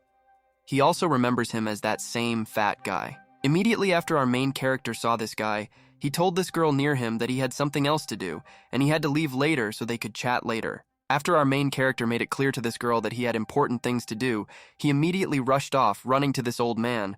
Apparently, he had some kind of conversation with him. Looking after Chen Shu, the girl understood that he was already a master of beast control of the 5th level. If during this time he could get control beads, then perhaps he would have a chance to join a special class. After our main character reached this fat man, he put his hand on his shoulder and said that he was able to avenge his offender, so now they can find his parents to discuss matters. This guy was very surprised by 2 things: the fact that our main character was able to take revenge so quickly for being bullied, and the fact that he so quickly wants to start talking about business. Apparently, our main character once again used all his charisma points to convince this guy that he needs to discuss the topic of cooperation with his parents as soon as possible. Next, we watch how apparently our main character manages to get what he wanted from this guy's family, so he tells him that in this case they will see him later. At that moment, the guy realized that things were going great since he discovered a high-quality, powerful potion. He could not find enough materials to improve it on the black market. And about cooperation, negotiations were held, and this guy's parents also agreed to reserve certain materials for him, so he doesn't have to worry about materials. But he has a dozen bottles left. After Chen Shu asked this question, he immediately remembered that the slug no longer needs strong potions, and he no longer needs those that remained here. Maybe he can sell it on the black market. Immediately after our main character decides that he can sell the potions that he has left on the black market, the course of events is immediately interrupted, and we continue at the black market location. Having taken a trading place, our main character begins to shout loudly that everyone who passes by should look at the freshly baked powerful potion of average quality. And if they pass by, they will miss the opportunity. After several tens of minutes had already passed, our main character realized that no one cared about his potions. Moreover, no one could distinguish the potions that he made and understand that it was a good product. After a couple of moments, a man still approaches our main character, but not to buy a potion, but to say that his deception is too clumsy. He asks him if he wants to learn tricks. After our main character hears this, he is very surprised, and looking at this man who approached him, asks him what he means and what kind of tricks we are talking about in general. This strange, suspicious man continues to say that he can take black market scammers to his home. Then he continues to advertise his guide described in his own book. After our main character understands for what purpose they approached him, he wonders whether a book about this deception can be published. He wonders if this is a collector's edition. Next, our main character waves his hand and tells this strange man that he can be sure that he is sincerely different from a bunch of liars who are here on the black market. After a couple of moments, our main character looks up and sees a huge screen on which it is written that each guest is provided with only 1 bottle of potion. Chen Shu, looking at this, immediately understands that we are talking about advertising and some kind of limited purchase. Then an idea comes into his head on how he can attract many people to his stand. Next, our main character still turns to this man, handing him a wad of money and telling this guy that he still needs some help that he can provide him with. Our main hero turned to this strange man. In a couple of seconds, we observed a large number of people standing in line in front of our main character. Next, we see in front of us that same suspicious man with a mustache, who was the one who brought this whole huge crowd to our main character. He told them that the person they were looking for was here. Judging by the face of our main character, He really liked the sight in front of him. After all this crowd had gathered, he said that now everything is fine and they can start the sales process. But after a couple of moments, all these processes stop after some voice shouts very loudly for this whole crowd to immediately stop making so much noise in this black market. One of the crowd shouted that he needed all these potions and he would worry that no one would steal them. Everyone around began to pay attention to this man who was eager to take the potion. Then quarrels began between potential buyers. One asked the other if he understood that everyone who was standing here was in line, and he came here first, so he couldn't just jump in line. However, the majority did not agree with the formation of the queue. So a moment later, this crowd decided to solve all problems using the law of the jungle and start a fight to see who would get the potion. At this moment, our main character felt like Andrew Tate because he understood that while this show was going on, there would be whole crowds of onlookers, and he would be able to benefit 100% from all this. Next, our main character told this crowd to stop torturing each other and bringing themselves to such a state just for the sake of a potent potion of average quality worth 8,000 yuan. After one of the dudes who was nearby heard from our main character that he was selling a powerful potion of average quality that costs only 8,000 yuan, he wondered if it was a fake. The struggle to buy a potion for our main character continued actively. One still managed to crawl to ask for a powerful potion of average quality, otherwise he would die without sight. Judging by the next thing we see in front of us, our main character was unable to fulfill the last wish of this man, who managed to get out of the fight so that his spirit literally left his body. After the others saw the reaction of the people who wanted this potion of our main character so badly, they concluded that it was probably a real potion of average quality, which means the fight continues. Another crowd began to approach our main character and demanded that he urgently give them a potent potion of average quality. Everyone else from this crowd also demanded this. Our main character, meanwhile, immediately realized that his PR company worked 101%, because after this process, he had a whole bunch of clients who were ready to kill for his product. Looking down with our main character, we understand that those same poor fellows who were the very first to fight for our main character's potion were actors who created the illusion that his product was very cool. With the help of such a successful marketing campaign, it was not difficult for our protagonist to sell out everything he brought to his stand. After a few minutes, his stand was completely empty. After our main character sold all his goods, he approached the very two actors thanks to whom he drew attention to his goods in order to give them their share and thank them for their cooperation. After a successful trading day, our main character realized that it was time for him to purchase medicinal materials and improve a high-quality, powerful potion in order to increase his level. Meanwhile, the time of events is approaching night, and the location where the story will be is approaching the house of our main character, where he continues to make his progress in pharmaceuticals. Next, we move to the room of our main character, who at this moment is actually engaged in pharmaceuticals. He skillfully rotates flasks with potions and improves his skills. Our main character doesn't even touch these things, because with the help of the skills that his system has endowed him with, all this can happen completely automatically.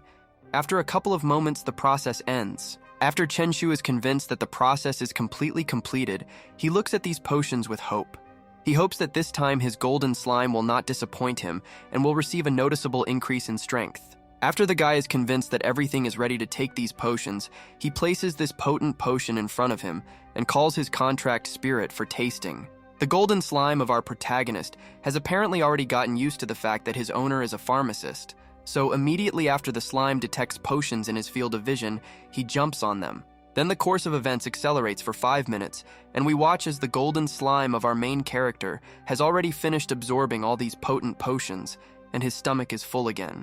This time, these potions that our main character prepared had an effect on this yellow slime much more than last time.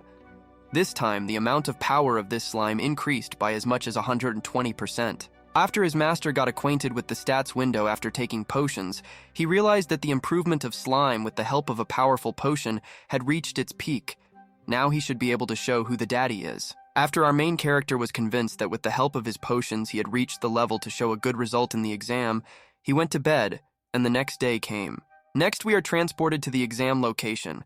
Teacher Lao Li informs us that today is the day of final exams, and after the end of the lesson, he will lead everyone to the arena to conduct the exam test. All the students who sit in front of this teacher listen to their teacher very carefully, because their growth in this area depends on this test. Lao Li also wishes good luck to all the students. After the bell rings and the boring culture lesson ends, everyone takes out some papers and starts filling them out. Apparently, this is registration for that same final exam. But before our main character had time to start filling out this registration normally, he was again interrupted by his system, once again presenting him with various options with different rewards. In the first option from the system, our main character is asked to send a document in advance in order to show his strength to everyone. As a reward for this option, he will receive an average amount of strength. In the second option from the system, our main character is invited to simply go to bed and rest, waiting for the end of the exam without taking part. For this option, he will receive a potion of confusion as a reward. In the third option, Chenshu is asked to show strength and destroy the mentality of other candidates for this exam. As a reward for this, he will receive an additional bonus to the encounter skill. While our main character stopped to fill out his registration form in order to decide which option from the system to choose, his teacher Lao Li looked sharply at him and began to glare at him. Vision in his head Pro from Apple A. So for everyone around him, he was simply pointing in the air in surprise, considering difficult options. After our main character finishes studying all the options that the system has given him to choose from, he understands that despite the option that he chooses for the reward, he is ready to work. After our main character decides which option from his system to choose, he suddenly begins to do something with his registration sheet, thereby attracting the attention of the teacher nearby. The system notifies our main character that he managed to get bonus points for the collision skill as a reward. Everyone is surprised that the guy did it so quickly. It seems the mentality of the candidates is bad this year. After our main character finished this document or test so quickly, the teacher told Chenshu that if he doesn't know how to do it, then he can just lie down and not demonstratively turn over his work. Next, we watch how our main character makes himself comfortable on his desk in order to take a nap while everyone around is busy with this sheet, and the guy can rest because he has finished the handwritten sheet. After what time do we watch the school bell ring, which means the time allotted for the test is over. After the bell rings, our main character finally wakes up from his sleep. Our protagonist's classmates immediately begin to discuss the questions that were on this exam, because they are really very difficult. They probably want to get the best students. The blonde friend of our main character also admits that the exam was difficult. He hopes that he can keep the top 3 about us. Then he asks Wu Chenshu how he felt about passing the exam. After our main character hears this question from his classmate, he answers that in general his result is so-so.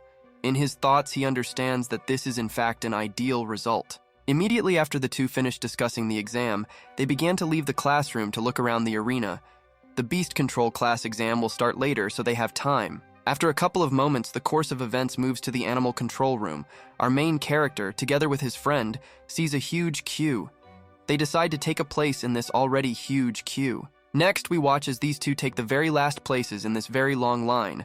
Many discuss that Xu Xiaoyu has a potential A rating, and his Beastmaster level is 7th. During the discussions, they also do not forget about Tang Li, whose potential rating is also at level A, and he is at the 6th level of the Beast Lord, so he also deserves attention. A full half-hour passes. Everyone who enters the room after this line receives a potential rating. We watch 2 people leave this room who received a potential C rating.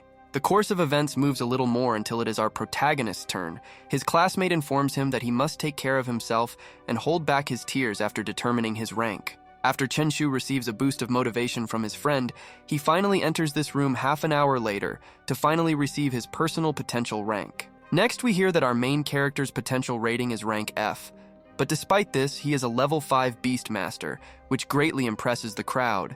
Despite this achievement, our protagonist reports that although he has gone from a level 1 Beastmaster to a level 5 Beastmaster in just 1 month, he is still too weak. After this whole crowd in front of our main character hears this from him, they are very surprised, because reaching the 5th level of the Beast Lords in just a month is a phenomenal result.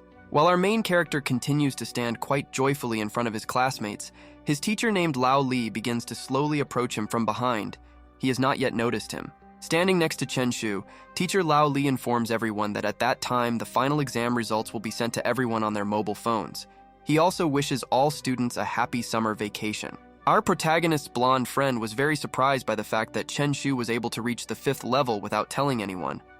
He asks him if he wants to go to an animal shelter during the summer holidays. Despite the fact that this blonde suggested that the guy make progress together during the holidays, our main character immediately refused him, explaining that he needed to do something during the holidays. Immediately after our protagonist's classmate heard who he was, he asked Chenshu if he had any activity that he had already planned for this summer vacation. In response to this, our main character spread his arms to the sides and told his classmate that this was really so, because he had already planned that he would do interesting things. At this point, the course of events is abruptly interrupted, and we continue when we accelerate for 10 whole days.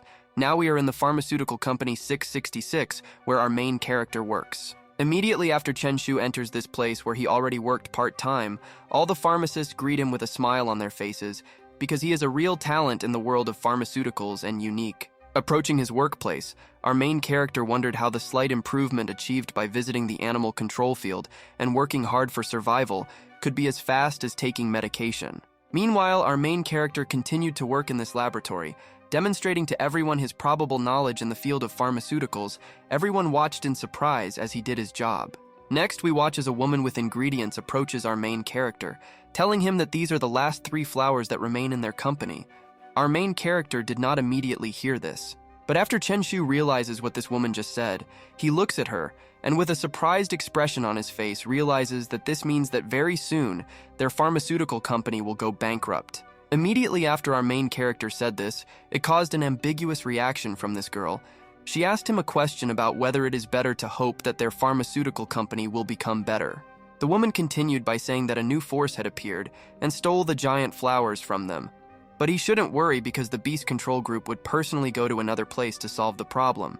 After our main character hears this, elections from the system once again appear in front of him. In the first option, he will apply to join the Animal Control Group and go to another dimension.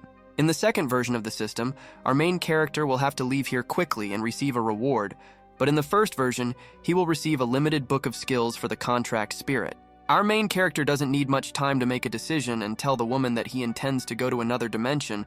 After hearing this, judging by the woman's face, she is surprised. Apparently, our main character has already achieved the necessary reputation in this company in order for his words to be listened to. He is happy because he finally has a chance to go to another dimension. The woman said that it could be arranged, but after entering, they might not be able to guarantee his safety, so he should be careful. Chen Shu agrees to the condition of being careful. At this moment, Chen Shu thinks that at that time he thought that Shu Qing would not answer hastily. Also considering the nonsense, he did not expect that this woman would be able to ignore him so easily. Considering that our main character is leaving with the Animal Control Group tomorrow, he should already be thinking about what he can take with him tomorrow, so he asks the woman in front of him. Next is our main character. I looked at the book he had with us and thought about, what about bringing them all? After all, he doesn't have any experience in surviving in the wild. Suddenly, it immediately occurred to our main character that he almost forgot about the skill book that he received as a reward for completing a quest of his choice from his system. But fortunately, he remembered about it. Next, we observe how a system window appears in front of our main character, from which that very book of skills appears. Our main character reaches out his hand to the book in order to take it. Immediately after this book comes into contact with the hands of our main character, the process of studying this book begins. Just like in RPG games, the whole experience goes to him just like from Minecraft. After all the experience from this book passes to our main character, his golden slime in the form of his contact spirit receives another boost thanks to its owner. Chen Shu once again managed to get an additional skill for his slime. This time, an invincible division became available to him, during which animals crushed by the slime will not be able to use skills. After our main character finishes studying the system window with the new skill of his contract beast, he realizes that this is very good, and now everything is done, and he knew that it would all pay off. But suddenly the joy of our main character for his contour spirit is abruptly interrupted after we watch the Samsung. Our protagonist's Ultra 15 Pro starts ringing loudly. Judging by the reaction of our main character, he was not expecting any calls or messages, so he immediately took his brand new phone in his hands in surprise in order to understand where he received the notification from and from whom. Later, it turns out that this sound was from a notification in which our main character's exam scores are located.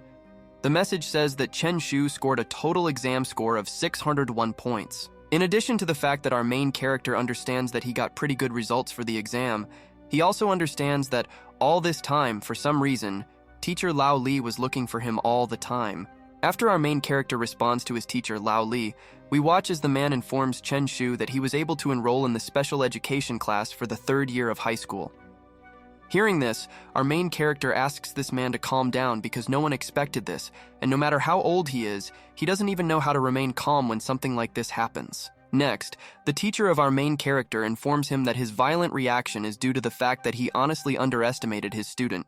So this is a surprise for him, and he did not expect this from him. After Chen Shu hears this confession from his teacher Lao Li, he is immediately seized with star fever, and he says that it is an obvious fact that he entered, and the fact that he is underestimated is not news. Apparently, our main character did not immediately understand that his teacher Lao Li told him directly that he did not expect that he would be able to enroll, so he asked him to repeat his words. In response to this, teacher Lao Li asked our protagonist not to pay attention to this, and the conversation ends because he is going to notify the next student, and Chen Shu should work hard during the holidays. At this point, the conversation between our main character and his teacher stops.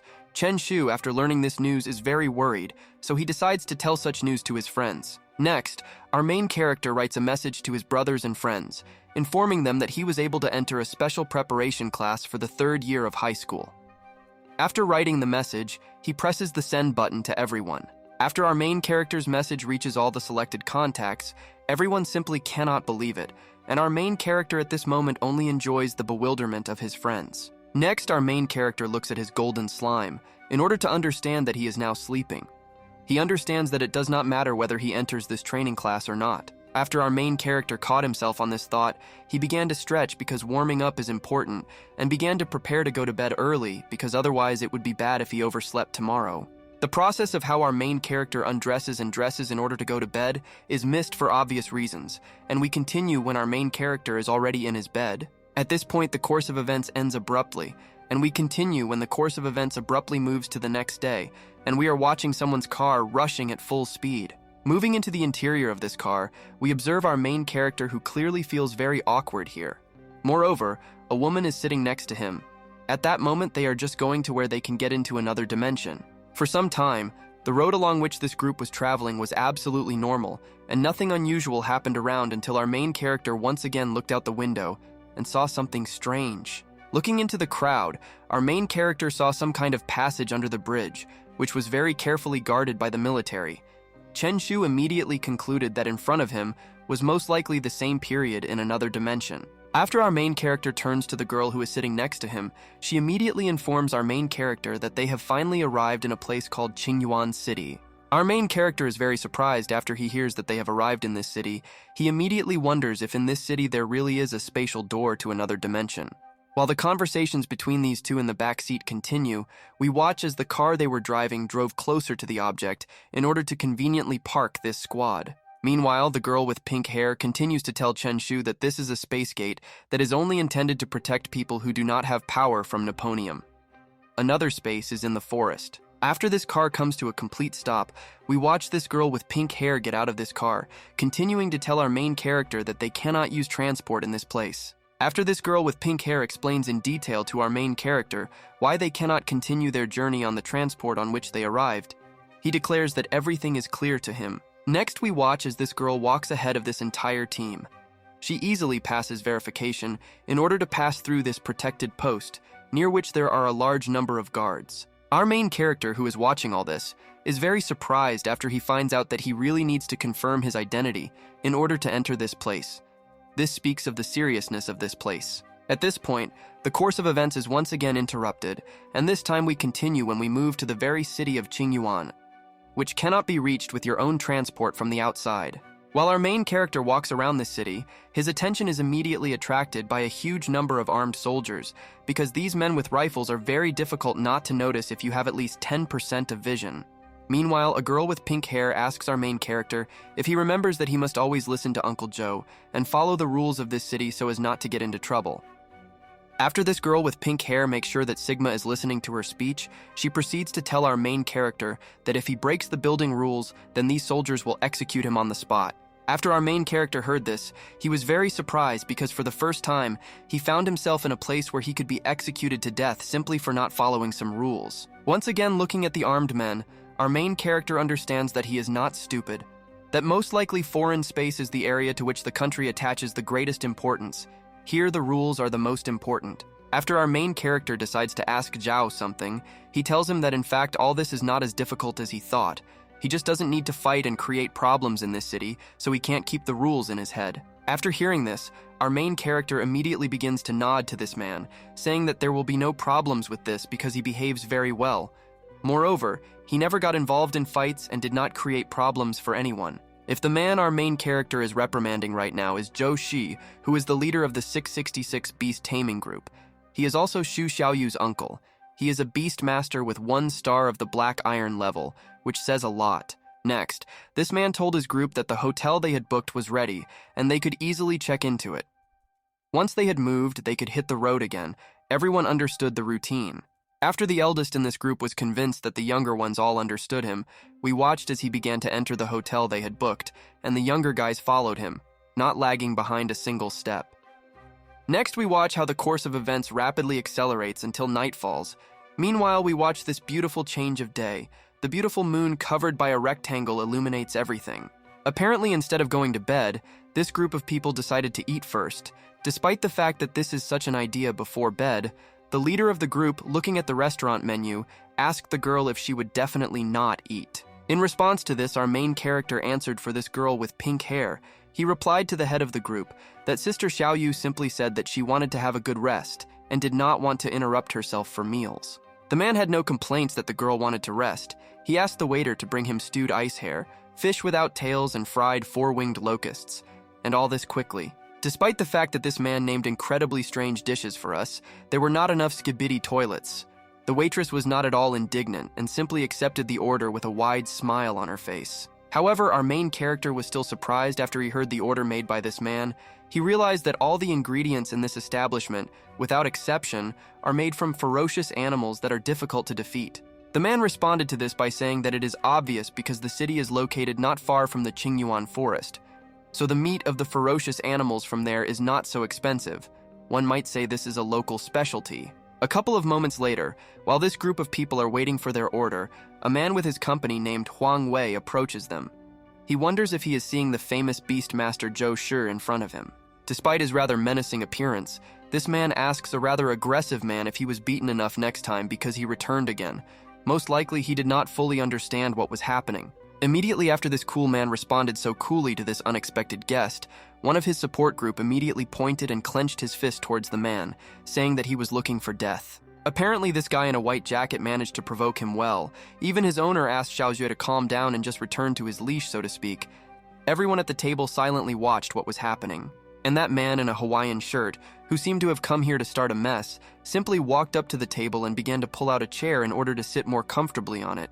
Next, we watch as this group of people, who clearly have some kind of past with the leader of our main character's group, simply occupied a nearby table, after which the old man asked his guys to just sit down and eat without any problems.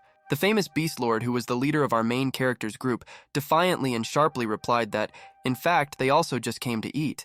At that moment, he tried to look cool. Our main character again faced 3 options from his system.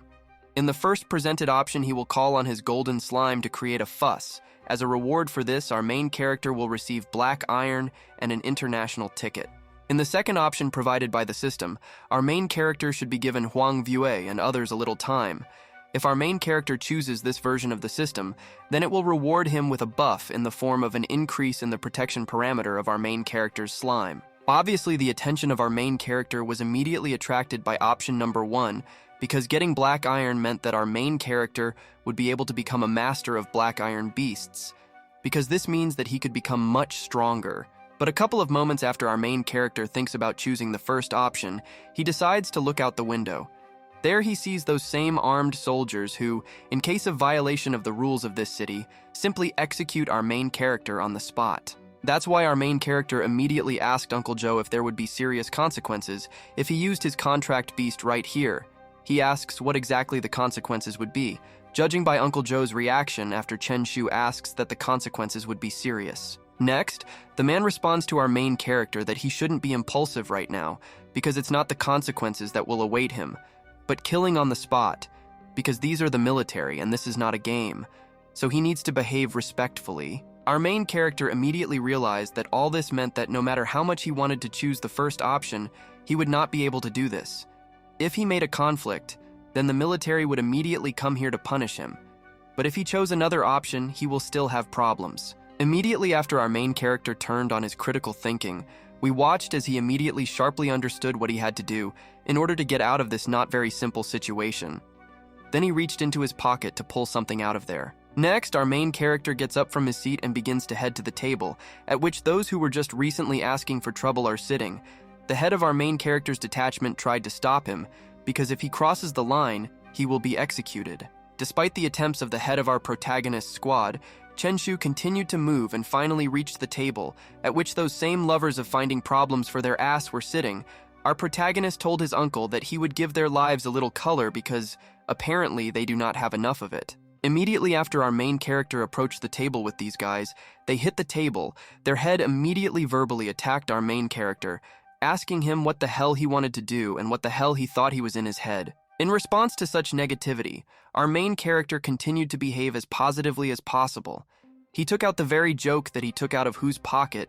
In order to show this thing to these guys, he continued to hold these strange, multicolored things in front of these men. Everyone was perplexed by what our main character was doing.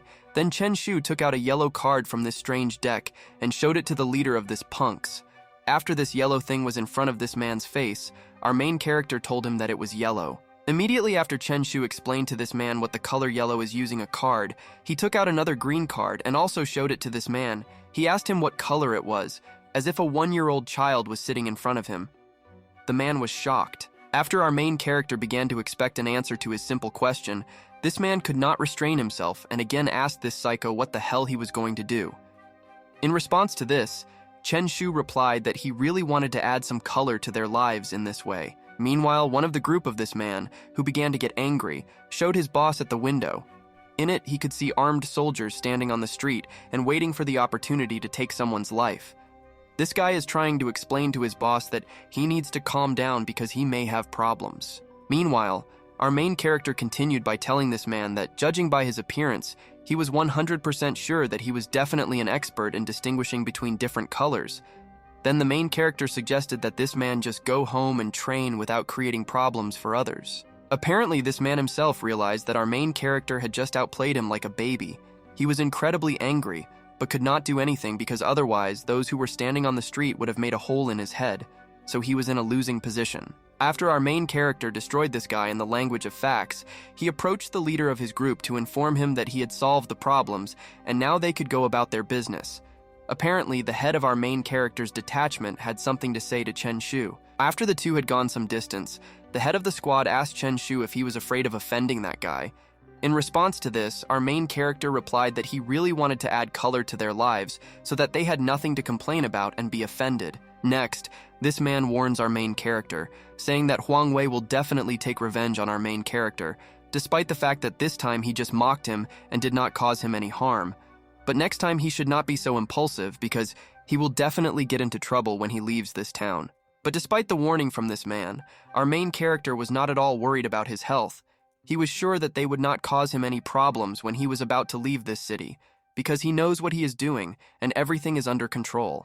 At this moment, our main character was thinking that if they really do this, then he always has his system, and it will always be clear to him who will win in any confrontation and who will be forced to lose, because vision analysis is available to him. At this moment, the course of events ends abruptly, and we continue when the group of our main character is transported to the very forest in which the very transition to another dimension should be located.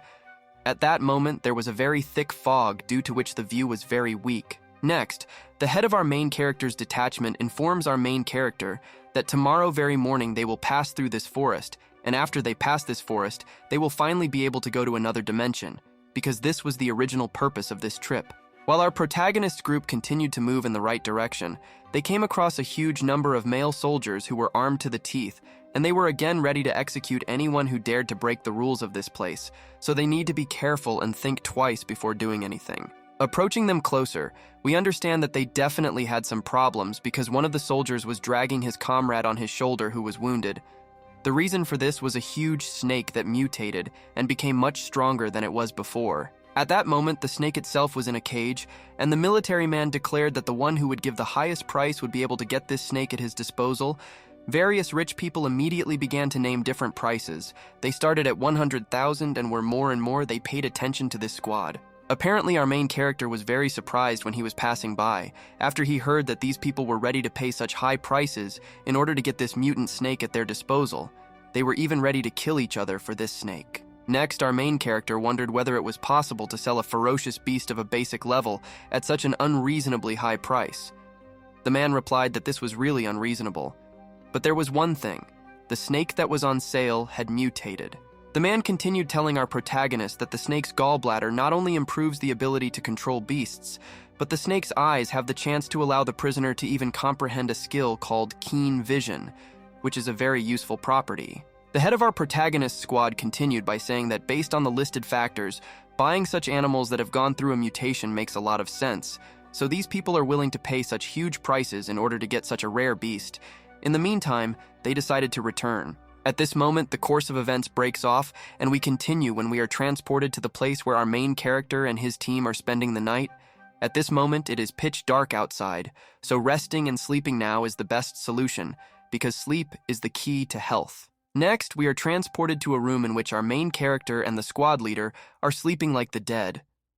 Apparently, men in this place sleep separately from women in order to avoid unplanned cardio training between men and women, because this will interfere with work and the task. Suddenly, our main character begins to slowly open his eyes. His awakening is associated with some strange noise that easily woke him up. After our main character wakes up, he immediately tries to understand what this strange noise is. Once again, the guy is offered options from his system. In the first case, our main character will go to the Association of Beastmasters alone. As a reward, he will unlock a new protection potion. In the second option, our main character is simply offered to sleep as if nothing had happened, having previously received a promotion protection for slime. We were thinking about choosing an option. Our main character understood that increasing the protection of his slime is of course cool, but this is only a short-term gain at that time, a book with the help of which he can improve his knowledge of pharmaceuticals much better, and this will definitely give more benefits. Next, we watch as our main character refuses the option to sleep further and slowly gets up from his bed. The impressive and muscular body of our main character simply cannot go unnoticed. He just has an excellent shape for a vegetarian who was breathing near the hall somewhere a couple of hours. Next, we watch as our main character gets dressed, hiding from us his magnificent form of a Greek god. At this moment, he realizes that of all the options, he will only have to choose the first option, so he dresses up in order to get into the association alone. Immediately after our main character decided what to do, he turned on the stealth mode in order to quietly leave the room in order not to wake up his main squad, because if he wakes him up, he will definitely have problems. So he is an inconspicuous ninja. Immediately after our main character was able to leave the room in which they were resting, he began to leave as quickly as possible from there as quickly as possible in order to get into the Association of Beast Lords. At that moment, our main character turned into Sonic. Then we watch as the course of events breaks down, and we are transported together with our main character to the very association, in which, according to the quest received from the system, our main character had to get into the association completely alone. The main character continues to walk around this room, after which he suddenly decides to just go into the missionary hall to see what is happening there, because it is very interesting for him. He sees a new task from the system, namely to collect green flaming grass. The difficulty of this task is normal. The guy needs to collect at least 10 kilograms of green flaming grass. He also knows about the task to capture the green snake mutant. Chenshu continues to look at the system interface. He sees the next task, namely, the hunt for the ice hare lord.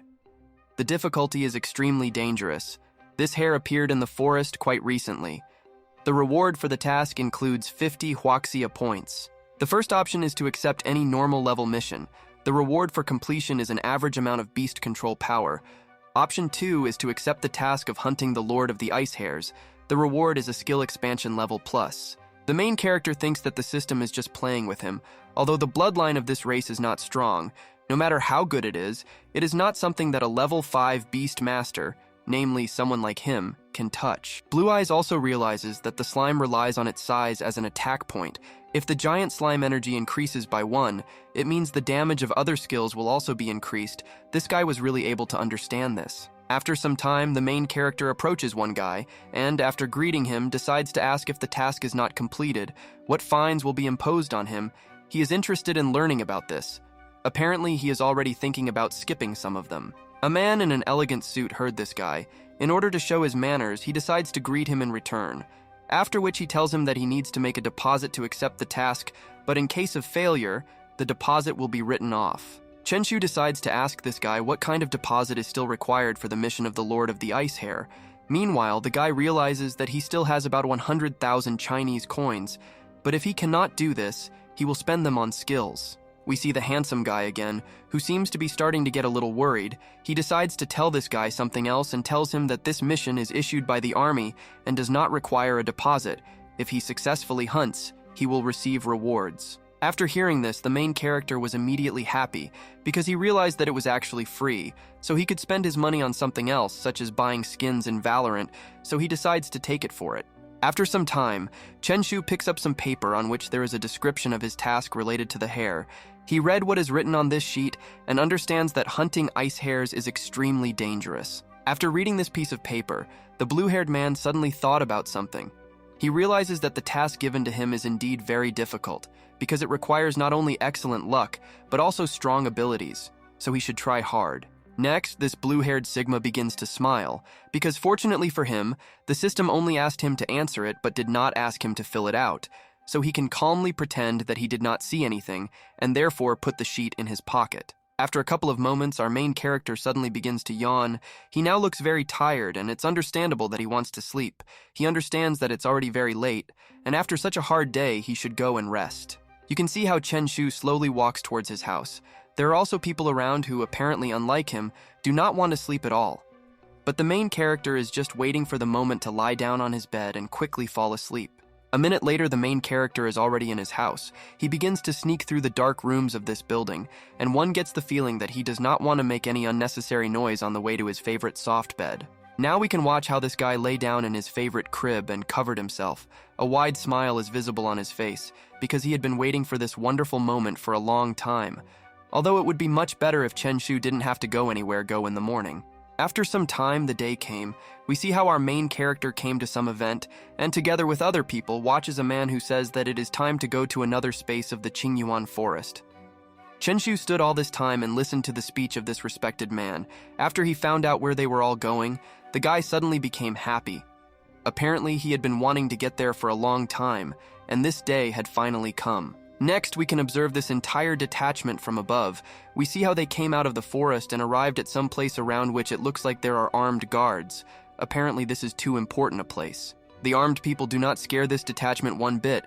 They look straight at them with a confident look, and the detachment will now pass by them because they need to get to this place since this is where they have been going all this time. We see how one of the squad members took a certain card out of his pocket and is about to use it to open a passage for the entire squad and finally move further away to complete their task, doing what they came here for. After opening this passage, the blue-haired man slowly begins to walk forward through the thick fog, while his bag with various supplies that may be useful to him on this not the easiest path is visible on his back. We see how, after some time, the entire squad ran into some kind of crowd of people. They stopped for a while, because the main character suddenly saw something that surprised him very much.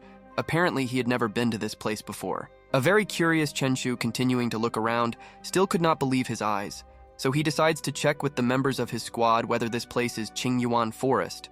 Right now, he is waiting for an answer from them. His friend with a scar on his face heard a question from the guy, but did not answer it, because he thought that he already understood everything. After which he realizes that it's time to start and tells everyone to first leave the Jenning military base, because now, it will be. Unexpectedly, we are now shown some kind of flying bird high in the sky. It flies above our characters, and at first glance it seems that this bird flew here with not the best intentions and is going to do something. It turned out that this orange bird was really up to something. Continuing to fly over the squad, she began to closely monitor them. Apparently, she was soon going to carry out her attack, or she would simply decide to steal something.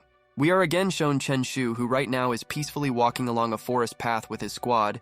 He now looks very joyful, and he still cannot believe the fact that he really ended up in the Qingyuan forest. It would seem that the party is silently walking along the path and does not see any threat very close, but because of all this silence, Chen Shu suddenly begins to feel something is wrong, so he really should check what it really is. Suddenly, the main character decides to turn around behind him, after which he sees a huge predator there, who apparently had previously simply been watching this entire squad.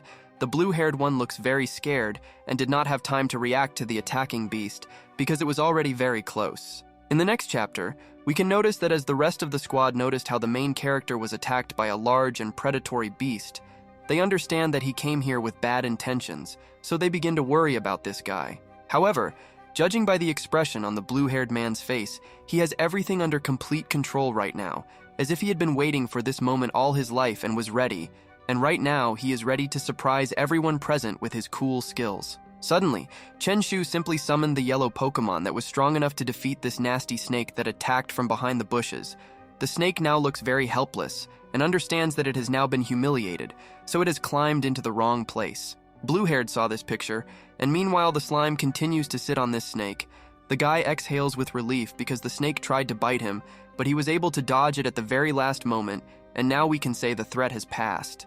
After his cool dodge, the main character begins to tease this two-headed helpless snake. He makes a stupid face at it, after which he tells it that her desire is unattainable. The guy looks very brave while the snake lies under the Pokemon. One can understand that the snake simply cannot close its eyes to such behavior.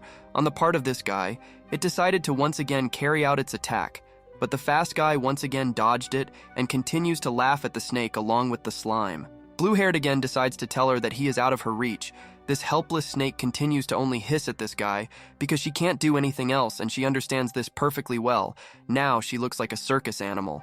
The snake does not despair and decides to carry out its attack once again. However, the dexterous Chen Shu was once again able to dodge it. He and his Pokemon continue to laugh at the beast, but the rest of the squad members watch in shock. Now we can watch the snake itself. It is very irritated now, but the yellow Pokemon continues to sit on its back and does not take its eyes off it, because its owner relies on him and he is not going to let him down. The snake has already completely gone crazy. It is not at all going to give up and decided to attack again, but this time it apparently decided to spend all its available strength because it had no more choice. But suddenly someone killed this poor beast because he got tired of watching her. The guy realizes that this is just a disguised snake of the 5th level, so she should not endure all this bullying. So he is glad that she lay back.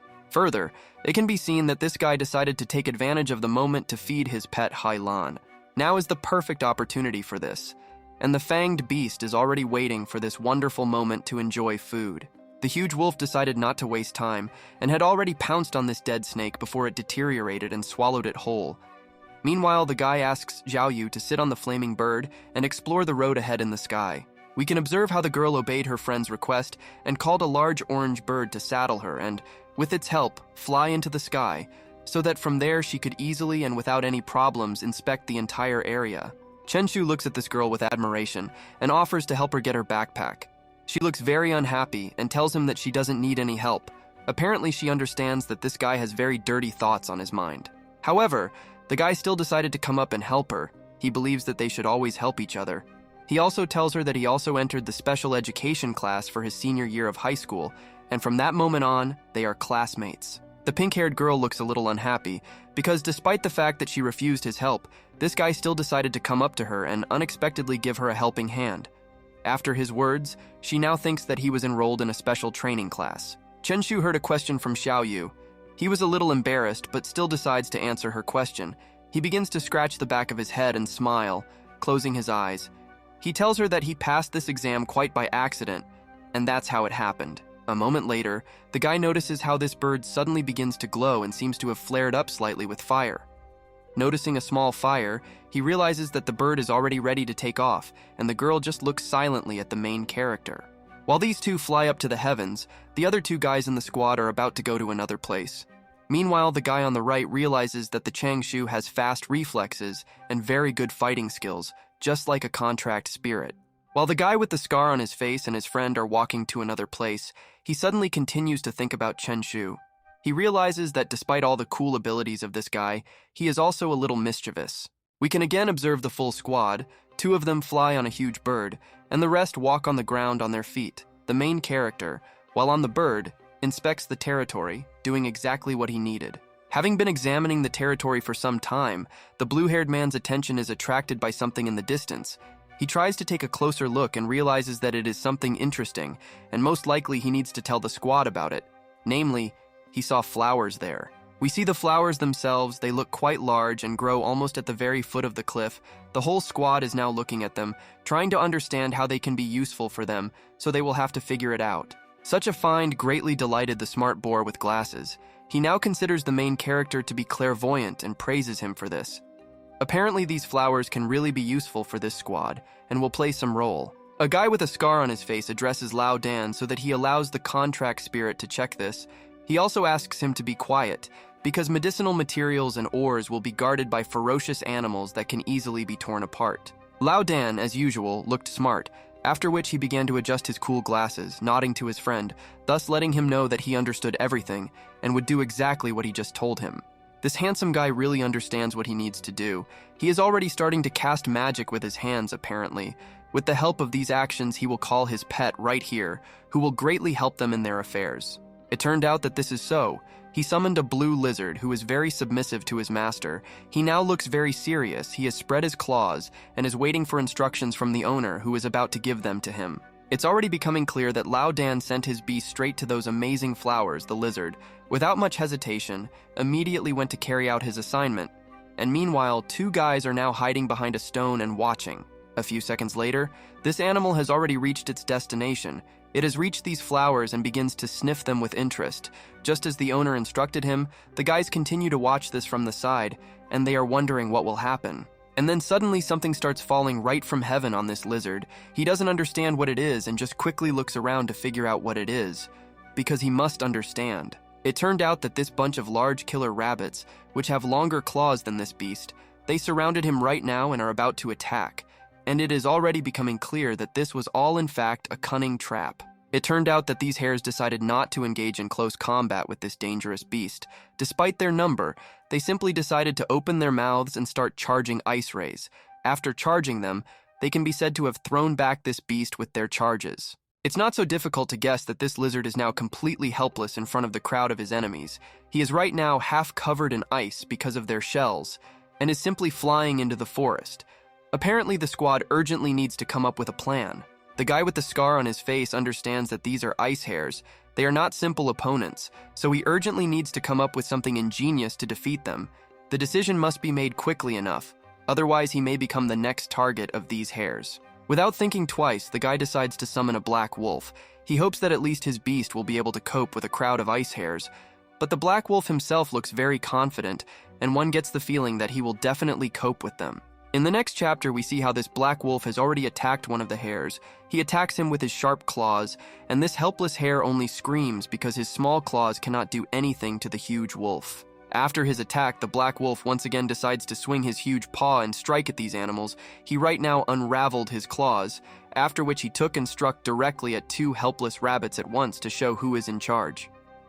We can see from the outside that this dark beast has dealt with absolutely all the hares. He strikes them all one after another, and, one might say, is already tearing them apart. But they shouldn't have touched his friend. Now, they are very weak. The pink-haired girl from the squad saw this terrible picture, and it frightens her very much. It seems as if she feels sorry for these hares, who actually behave quite cruelly towards them. Meanwhile, behind her is also the main character, who, judging by the expression on his face, now looks as if he really likes watching this fight. Xiaoyu silently looks at this strange guy and says nothing. They look at this fool. The pink-haired girl understands perfectly well that this Chen Shu is actually a very strange person. It seems strange to her that she expected him to be scared at all. She should no longer think about such things and should face the truth. After one moment, the main character simply decides to jump off this huge bird, after which he flies straight to the ground while continuing to look at the large black dog with a rabbit in his mouth. This scene continues to bring him pleasure. Blue-haired is already on the ground. He begins to collect the carcasses of hares, and the wolf just licks his paws. A guy with a scar approaches them from behind and, turning to the main character, tells him that a hare of an ordinary level is worth nothing, but Chen Shu collects them for a barbecue. The blue-haired man collected absolutely all the carcasses that he could find next to him in his bag. He now looks like the happiest person on earth, because now he understands that he will soon have an excellent dinner and cannot help but rejoice. After collecting his food, the blue-haired man realizes that the entire threat has already passed and no one is guarding the flowers, for which they originally came here with the detachment, so he invites his comrades to collect them right now, before it's too late. The main character decides not to waste a lot of time and has already taken off his backpack from his shoulders, putting it on the ground. This gardener takes out a special shovel, which will definitely help him get this plant right from the place where it grows. Taking out a shovel, the guy asked for help from the slime. This Pokemon hooked him up and barely holds him while he tries to get the flowers. His friend says that they did a great job in the materials lesson, since they know that flowers need to be collected with silver objects. The smug main character decides to remind his friend that he somehow scored as much as 396 points in cultural courses, and not every fool is capable of this, so this blue-haired genius should be proud of. In response, the protagonist's friend decides to laugh at him a little. He heard about 396 points and realizes that no matter how good the culture class is, few can exceed 380, so apparently the guy is really smart. Hearing this, Chenshu begins to smile. Apparently he is really proud of himself, and in the meantime puts the collected flowers directly in his backpacks in order to take them in complete safety to where they need to go. Suddenly, the guy with the scar on his face noticed something. He is now very shocked and now considers the main character a real criminal, because apparently he did something that this guy could not expect at all, and it seems he will have to fix it. While the main character is talking about how he will store these flowers, the guy with the scar took out his spray and began to spray it. He made it clear to the main character that he would not leave here until he sorted out this matter, because this is important. After this guy has finished with his business, he gives a signal with his hand for Laudana, and with a serious look tells him that the time has come to move on. The guy with glasses is a little surprised, but of course he will follow them. We again see a familiar picture. The main character and the girl are flying through the air on a bird, while the remaining two guys are walking on their feet on the ground, along with their animals, and in this way they are going to get to their destination. While the guys were walking on the ground quietly and calmly, the dark wolf of the guy with the scar suddenly sensed something in the distance and began to bark, after which the guy, looking closer into the distance, realized that there were wave-toothed rats ahead, which pose a threat to them. Further, apparently, the guy with the scar realized that his huge dark wolf, despite all his power, may not be able to cope with this crowd alone, so he decides to call on the black-feathered eagle to help him, hoping that he will come out now. The eagle nevertheless appeared behind him. The man in the white robe looks at all this in very surprise, and the man in the black vest is already ordering his eagle to attack the threat that awaits them very close ahead. But first he is going to ride this eagle with him. Chenshu stopped near them along with Xiaoyu, but they were already on their bird. The guy with the scar tells them to let their fiery bird fly as high as possible. We see he has plan. To begin with, a huge eagle flew into the air along with its owner, and the main character and the girl, in turn, are going to fulfill their part, namely, what they were assigned earlier. Of course, they will not disobey this. A few seconds later, both of these birds were already in the air, and on the ground they already felt the arrival of those animals that they had seen earlier. We can already say that the detachment coped with this threat and left this place just in time, saving their lives. While their bird was flying into the sky as high as possible, trying to gain height, the blue-haired guy decides to turn back and look at what was happening there on the ground, and he saw something that scared him very much. Apparently the gnawing had already arrived. It turned out that these animals had actually already reached this place. It is clear that there are really a lot of them, and they look much more terrible, especially those same ice hares. And we can already say that the detachment made the right decision, deciding to simply run away from here. These red-eyed monsters continue to run forward, and one gets the feeling that they are on someone's trail and are running not just in a random direction, but to some specific place, or even after someone in order to eat him. After a moment, we can now understand that these animals were chasing two poor guys who are desperately fighting for their lives and trying to escape from these rats. They are screaming for help, because without it they certainly cannot do against this pile of rats. In the next chapter, we see how the entire squad is flying through the air on their birds. It's actually safe here, and those same rats won't get them. While they were flying silently, they heard cries of help from random guys who were chased by these rats. Chenshu and the girl also paid attention to these cries for help. These two begin to worry greatly about these people, and, turning to their uncle, asks him a simple question. Can they come down and help them right now? However, in response, the uncle doesn't say anything at all. He just lowered his hand and began to nod his head. It's clear from his face that he feels very sorry for these poor people. He would really like to help them. But so far, he doesn't seem to know how to do this. We can see how one of these guys has already caught on a tree, and the second one has fallen to the ground, and the rats decided to take advantage of this moment and simply stuck around him like some kind of flies, so they do not allow him to get up and quietly eat. The blonde notices that his friend is not with him in the tree, so he decides to turn around and sees that his friend's body has already been completely covered by these rats. And some of the rats begin to gnaw on the trunk of the tree that he climbed right now, and this scares him. We see the man with the scar again. He shouts at Xiaoyu and tells her to get away from here. Apparently he himself is now going to go and try to help those people, not wanting to endanger the lives of the rest of his squad. The girl and the main character look as if they are now in bewilderment. Apparently right now they are very worried and seem to not want to leave because they do not want to send this guy there completely alone, so they are worried about him. Still, the girl decided to listen to her friend's order. She just took it and flew away on her bird to hell because she believes in his strength and is simply confident that he won't screw it up and knows what he's doing, so it's time for him to act. We see how this man is convinced that the rest of his squad has flown away from here, after which he flies up to the guy in the tree on his eagle. This blonde notices him and is very happy, because he understands that right now he will be saved. However, in response to this blonde, the guy only begins to silently nod his head. This blonde drew his attention to this and seems to be dissatisfied with something. Apparently, it really hurt him. So in this case, he decides to do something special. He simply performed some tricks with his hands, after which we can notice that a huge snake appeared in front of him, after which this guy begins to fall straight into the clutches of hungry and cruel rats who are ready to eat him.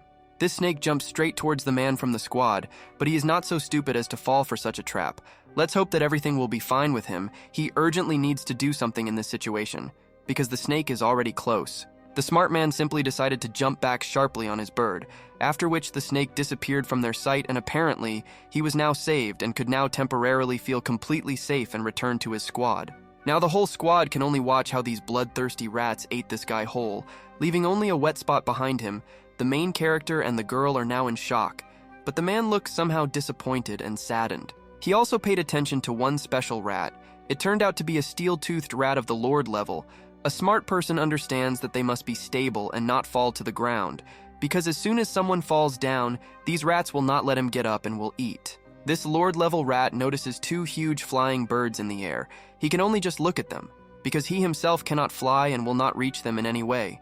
But looking at them, his mouth waters and he wants to eat them. The whole squad, being in the sky on their flying birds, also noticed the very creepy look of this rat. They all look very scared and tense. They understand that they could be in the place of these people. And this is really very frightening. Meanwhile, the leader of these rats gives a command to his well-fed comrades using special rat sounds. He himself turns back, and it seems that they are already going somewhere to go together, leaving this place as soon as possible. Now we can watch how these animals in a whole flock begin to run across the field in an unknown direction. From so many animals, dust has risen all around and almost nothing is visible. Apparently, they have gone to solve their rat affairs. The squad also noticed how these creatures left this place. Chen is currently happy about this event more than anyone else. He decides to lean his head on the girl's shoulder because he can finally relax, because the threat has left them. The pink-haired girl doesn't mind the main character putting his head on her shoulder. She decides to turn to her uncle, and she became very curious why they didn't save them right now. It seems to her that they could have done it, so it's strange. A serious uncle says that this man tried to drag them to death. The Blue Star is different from other dimensions. There are strict laws and powerful law enforcement agencies, but here there is lawlessness. Even if someone is killed, that no one will know about it. But even despite the fact that there is complete lawlessness here, the man with the scar hopes that the members of the squad will not do bad things. He believes that they will still remain good people and will not be bad. The young members of the group now have the feeling that they are being taken for some kind of fools.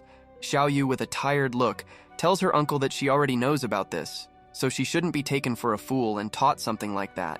Meanwhile, Chen Shu turned his attention to his uncle's words. He never expected that Old Man Zhou would even say such a thing.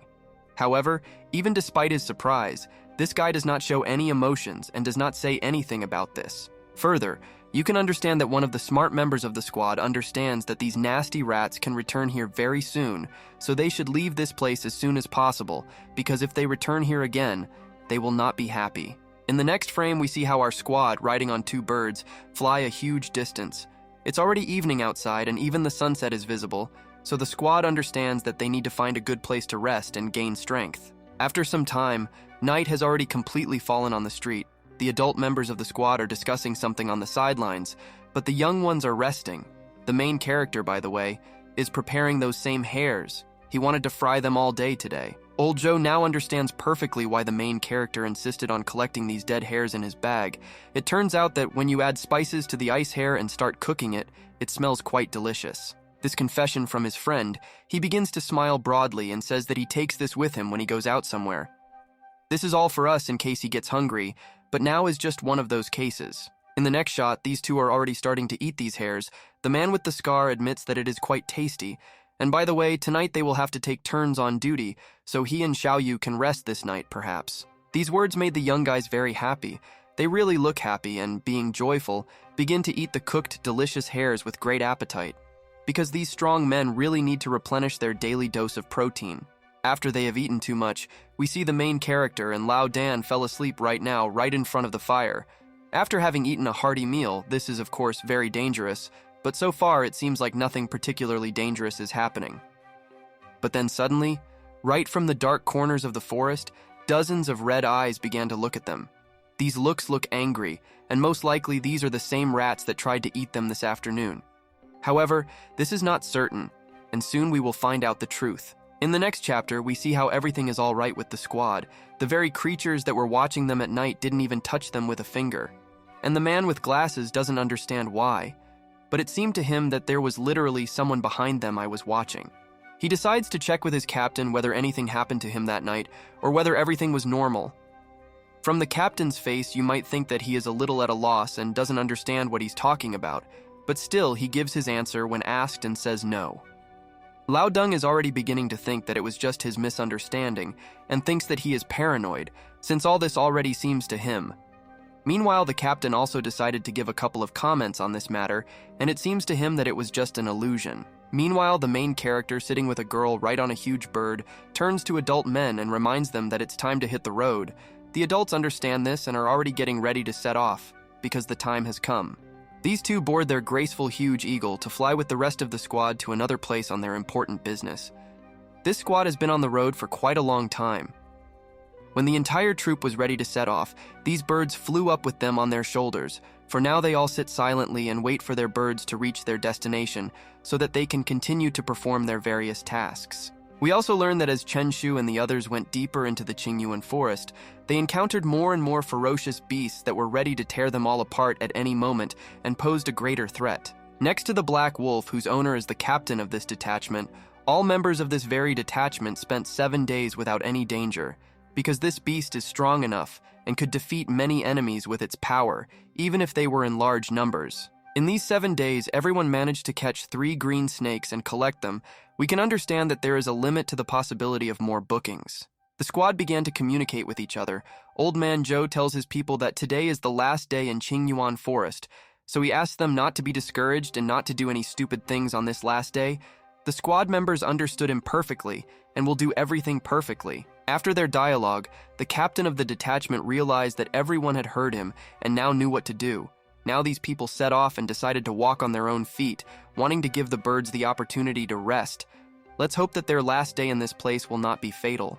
While the squad was silently moving along the path of this forest, suddenly the captain noticed something among a heap of trees.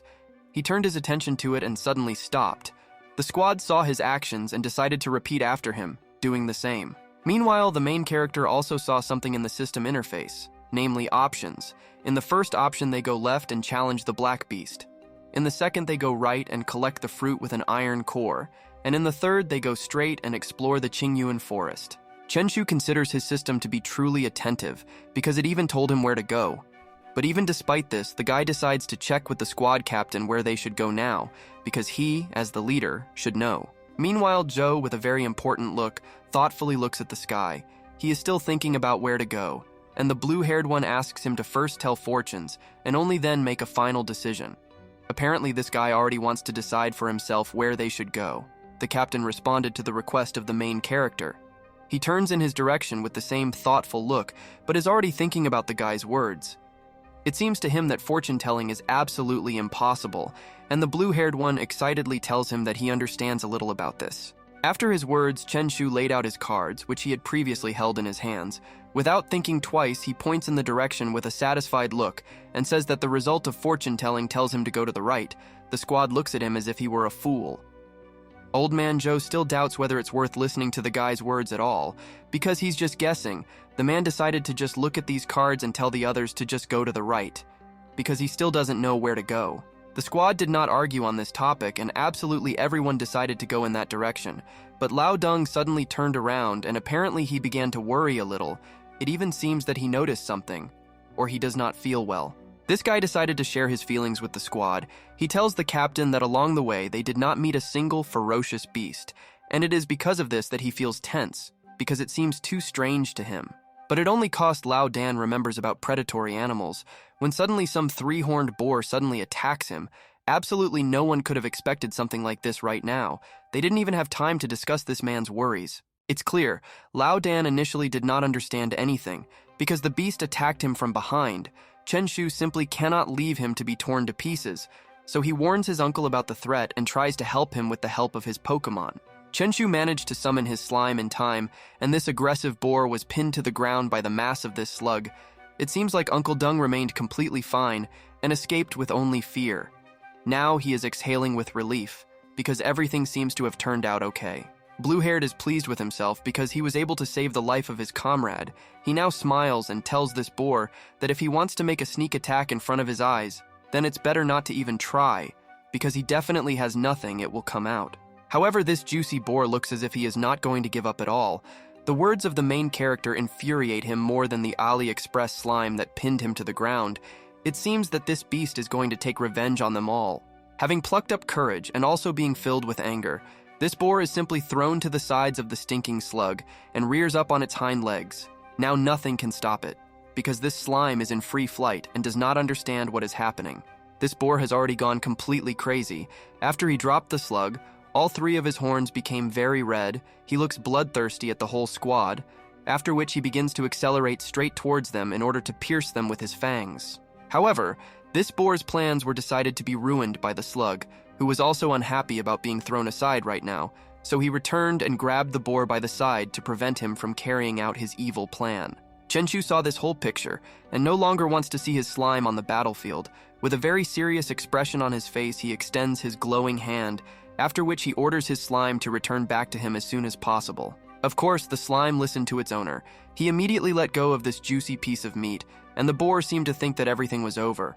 But the eagle decided to take advantage of this, and struck him with its claws directly from the sky. They look at this fanged beast. The captain of the Zhou detachment understands that this beast turns out to be a blood-toothed boar. They look at how it behaves and understand that it is very aggressive, and it will not be so easy to stop it. The man with the scar on his face realizes that something needs to be done and increase the pressure put on the boar. So he decides this time for a joint fight to send 2 whole contact animals to this beast so that they can definitely deal with it. It turned out that this restless boar alone is capable of even kicking the ass of a huge eagle, so Joe called on his dark wolf to help the eagle in this fight. Together, they would definitely have to cope with the beast. In the next chapter, we see how this wolf is already about to attack this nasty boar. He quickly runs to the aid of his friend the eagle, whose wings this enemy pierced with his fangs, and it would seem that everything is very bad. The wolf realizes that the couple has arrived to start acting, so he decides to use his ferocious roars to push this boar far away from the eagle and perhaps even try to harm him in this way. We can see how the roar did work for this beast. Now it flies helplessly several meters back with other debris, and at the same time lets out a howl. But it's not so simple, because it was able to gather its strength and hold on to itself, clinging to the ground. Thus, the wolf was able to help the eagle, and now they together, being confident in their abilities, decide to attack their common enemy. They got to him and grabbed hold of him, trying to inflict at least some damage, but it seems that the beast doesn't care. The captain of the squad sees that the attacks of his animals do not cause any damage to the boar. This only begins to anger him even more, so the man understands that in order to harm him, his eagle should use mental shock. Nevertheless, the eagle, according to his owner, took advantage of the mental shock, after which it had an effect on his enemy. This boar does not feel very well and seems as if he is at a loss and does not understand where he is, just like the morning after the new year. The wolf decides to take advantage of this wonderful moment, and baring his big teeth, he attacks directly at this beast, intending to deliver his crushing blow. Having reached it, you might already think that he has finally finished him off, and the squad has finally won. Convinced of this, Joe relaxed, because, fortunately for everyone, his spiritual beast did not allow him to activate passive skills, otherwise something could happen to them. So for the work done, he decides to give his satisfied wolf a tasty treat. Next, the man begins to look at his eagle, which right now is calmly flying high in the sky. He understands that mutated fierce beasts will not appear here just like that, so there are probably medicinal materials or ores nearby. After some time, the eagle, while flying and inspecting this area, turned his attention to something, and apparently it surprised him greatly. What he paid attention to were second-grade ironstone fruits. Meanwhile, the entire squad has surrounded the body of the already dead ferocious boar, which they defeated just recently. Obviously, they want to examine it and perhaps even find something valuable in the body of this beast that can help them in the future. In the next scene, we see how the squad captain, being very joyful, pats Chen Shu on the shoulder and tells him that he is truly the lucky star of the team, because thanks to him, they stumbled upon the second-level iron core fruit. The blue-haired man listened to the words of the old man Joe and was very happy, because he was praised right now. He is too pleased with himself, and pointing a finger at himself tells him that this will be considered proof that he knows how to tell fortunes. While the two were communicating with each other, being very joyful, Lao Dan suddenly interrupts them and, with a wide smile on his face, tells them that he has already collected all the most valuable things from this boar, so it's time for them to move on. Further, you can notice that the detachment nevertheless decided to take with them a whole boar, which was tied to a cart pulled by a Lao Dan with only one hand. They silently continue to walk along the path, looking for anything else valuable. The man with glasses turns to the main character and tells him that he, like the old Dan, owes his life to him. He asks him not to worry because he is a man who pays for kindness and will definitely repay him for saving his life. However, in response, the blue-haired guy only says that everything is fine and he shouldn't worry about it, because these are all little things and they are just friends who should help each other, so this guy doesn't expect any payment at all. While these two were calmly talking with each other and walking along the path initially, nothing foreshadowed trouble. But they came across another snake on their way, which decided to thwart all their plans and attack simply on the sly, inflicting its fatal bite. However, the black wolf reacted to this threat in time. He instantly jumped on her and tore her to pieces with his claws, but Lao Dan now looks a little scared because once again his life was under threat, but once again he was saved. The captain of the squad does not like the way his comrades are behaving at all, so with a serious face he begins to ask them to concentrate and pay more attention to the people around them and to try harder not to be distracted. Lao Deng looks slightly saddened after this remark from Zhou. It now seems to him that they are a little disappointed in him, and he begins to feel sad. But despite this, he gives his answer and tells the captain that he understands everything that was said. Quite a long time has passed. After the group passed along this path, they stopped, and Zhou, with a satisfied face, tells them that today they will all stay here for one night, and tomorrow morning they will return to Guangxi. They have been standing here for some time, and out of boredom, the main character decides to start looking around. He looked at one of the trees and found a whole beehive on it, realizing that there might be honey there. He thinks that today they are in for a treat. Chen Shu himself seemed a little afraid of trying to capture this hive alone, so he called for help from a small wolf to come and help him remove the honeycombs. These words were enough for the wolf, and he simply grabbed the hive with his teeth. It turned out that the wolf was able to get this hive without any problems. A very joyful Chen Shu is already holding it in his hands and tells the rest of the squad members that he will make them happy, because he can cook for them a boar and honey glaze. After some time, we can observe a pile of bones that lies near the burning fire. Apparently, this is all that remains of the defeated boar.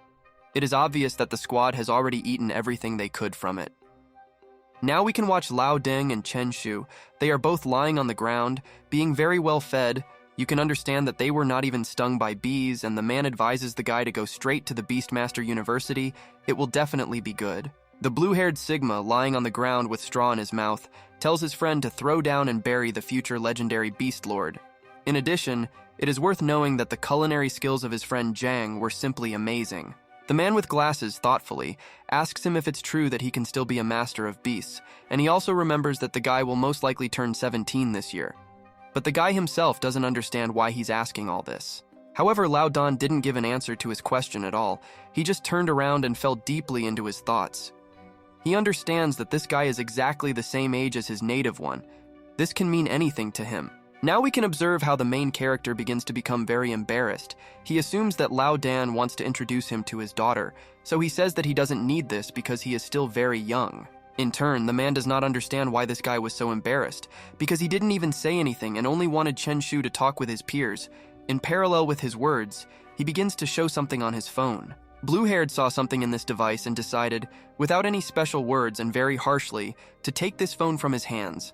Lao Dan is now perplexed, and the guy tells him that he must be conscious, and it seems to him that they want to send him to prison. Initially, it was not clear why Chen Shu thought that they wanted to send him to prison, but now we see the photo and see Lao's daughter Dan, who is very small.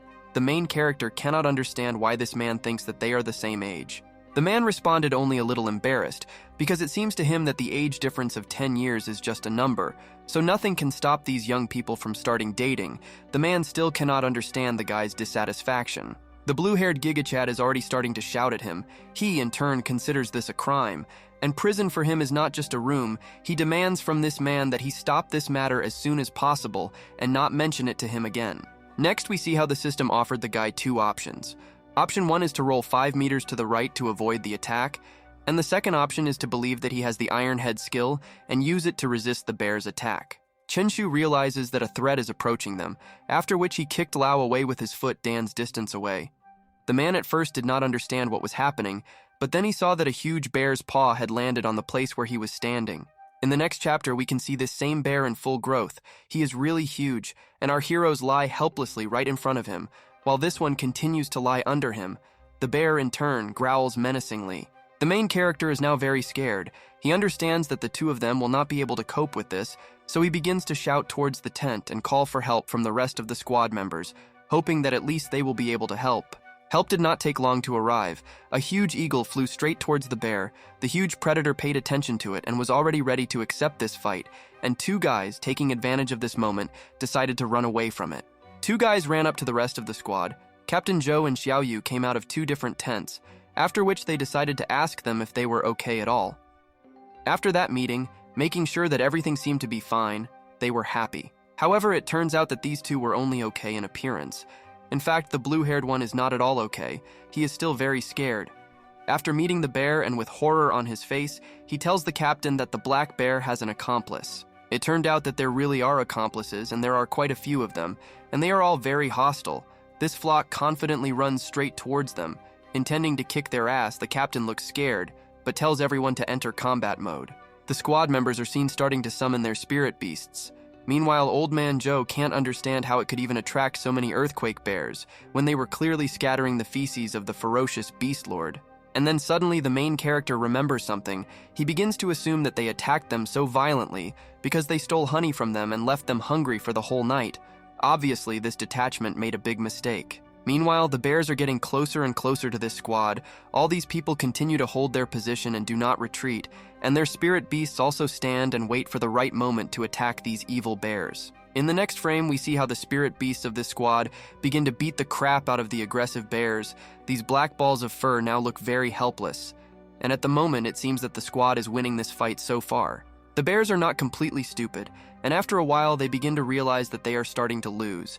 So it's time for them to take some measures against this squad. They all rear up, and at the same time they all hit the ground with their paws. This powerful blow caused a strong earthquake right under our characters' feet, after which we see how it became very difficult for them to stay on their feet, and they were about to begin to fall helplessly right to the ground, and this plays into the hands of the bears. Meanwhile, one of the ferocious black bears was brave enough to attack the old Joe so easily. He realizes that this beast is looking for death, and is already going to call on his powerful wolf to deal with him. The wolf came quickly enough. He did not waste any time and instantly rushed at the bear, grabbing him right in the neck. Thereby, the wolf once again saved the life of his owner, and this is very good. While his black wolf was dealing with one of the bears, Joe decided at that moment to start looking around, after which he noticed that Xiaoyu's life was in some danger, so he shouted to her to be careful. It turned out that one of the bears got close enough to this girl and already jumped on her. The captain of the squad looks very scared, because he already thought that this was the end for the girl, but her spiritual pet fried this bear. After this frying, the main character Slime decided to join in saving the mistress. He hit this bear right in the stomach, causing this loser bear to fly back several meters. These spiritual animals show them who is boss in this forest. The slime, after his blow, knocked the bear down while he was lying on the ground. The slime stood right on him, pinning this beast to the ground, and now the two of them look into each other's eyes. They look very angry, just like old enemies. However, then you might think that everything is not going according to this slime's plans. He looks a little tense, as if he is starting to lose this fight, and the bear in turn has grabbed him with its paws and is going to start doing all sorts of things. And then suddenly, as always, a large and black wolf came to the rescue, who took advantage of the moment while the bear was lying on the ground, and with his sharp claws he inflicted a very deep cut on him, thus inflicting mortal wounds on him. After this blow, the wolf himself stood on this bear, showing everyone that he was able to defeat him. The squad looks at this and understands that this is the strength of the Black Iron level contract. Even if he is wounded, he is still strong. We see a bunch of dead bears around the squad. They are now looking at them and are glad that it is all over. Fortunately, Chen Shu did not plan to complete the quest to track down the Lord of the Hare. Otherwise, the situation could have been worse than now. The main character begins to walk along the path with a scared face and think about how, like in this combat situation, he was scared. He better go and deal with things first. Otherwise, he won't face anything else and will end up shitting his pants. It turned out that he had gone to do his business in the bushes. The Chinese chat GPT awarded the guy for urinating next to the grass a title called A Good Friend of Nature. Chen Shu felt a little ashamed, and he now considers this system to be some kind of abnormal. This blue-haired Sigma believes that he should not focus his attention on such oddities, much less waste his time on it. So he simply accepts this as pampering on the part of the system and is going to return to his squad. However, before that, he still needs to do something urgently. His attention was attracted by a huge tree, which he very professionally climbed. It is not yet clear what this fool is going to do here, but right now we will find out the answer to this question. It turned out that he still needed to do his business before returning to his squad. He stood on one dense branch and tripled the rain, and he climbed a tree so that absolutely everyone around could see what he was doing here. The main character gets incredible pleasure from this process, because he has been holding back for quite a long time. He now feels quite comfortable, and at this moment the system notifies him that his physical strength has increased by 1. Meanwhile, while Chen Shu was relieving himself from the tree, his face, from which one could tell that he was enjoying himself, suddenly changed to something frightened. He suddenly saw something at the bottom of the tree and was trying to understand what it was. It turned out that this was the Ice Hare Lord himself, whom he had just wet with his golden stream. Of course, the hare would not tolerate such an attitude and would definitely show this guy how to behave correctly in the forest, so that reprisals would not take long. Having made sure that this was a killer hare, Chen Shu closed his pants as quickly as possible and tried to escape from the forest to his squad. He is now very scared because he understands that the Lord Ice Hare himself is running after him, who is going to deal with him. In the next chapter, you can understand that he was still able to run to the rest of the squad members. They see that the guy is very scared and apparently is running away from someone. They want him to run closer to find out from him what happened and try to help. Meanwhile, an angry and very wet hare is chasing him. He uses his claws to release his anger right on the trees that come across his way. He keeps trying to catch up with the main character, but he is not yet able to do this. Chen Shu saw how the hare cut a whole tree in half. He is already afraid to imagine what will happen when he falls into his clutches. He is very scared and thinks that this time it is a ghost. Before this, apparently, he met the Lord creature twice. The captain of the squad drew attention to the impending threat. He perfectly understands that this is an ice hare, which is a contract spirit of at least A level. He also remembers that their black wolf is at C level, which means that they are in danger. An angry and wet hare saw a whole squad to which his victim ran. This animal is very serious. So with the help of his strong cry, he called a large number of ice hares to this place so that they could help him. This time, Old Joe decides not to even try to fight back his enemies, as he usually does. But instead, he just tells the whole squad to run away from here, because this time they have the power to do anything to them at the moment.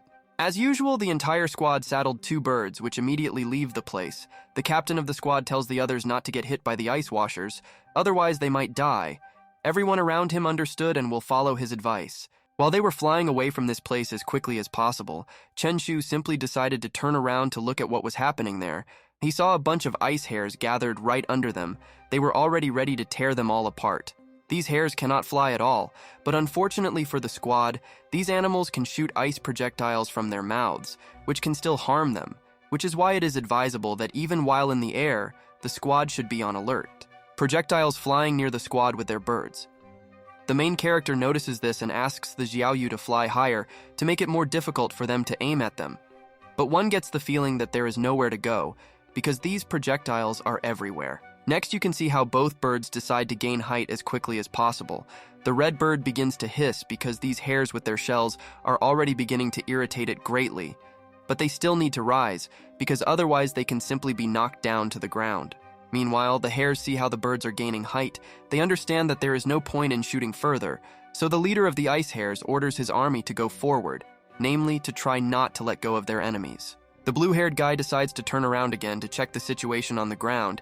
He sees how these hares do not want to leave them alone and are chasing them, hoping that sooner or later they will land anyway, and the ice hares will grab them. And then after a while, suddenly someone somehow decided to freeze these hares, apparently in order to slow them down, because they are determined to catch this squad in order to avenge their wet leader. The squad realized that the hares were now having some problems, so they decided to take advantage of this moment and accelerate sharply so that they would certainly not be able to catch up with them. As they accelerate, they also gain height. In the meantime, we can watch how all the monsters around suddenly begin to freeze, including a bear. It is not yet clear why exactly this is happening, but this is still to the advantage of the squad, because they can safely escape. Unexpectedly, a flock of hares was suddenly freed from the ice captivity.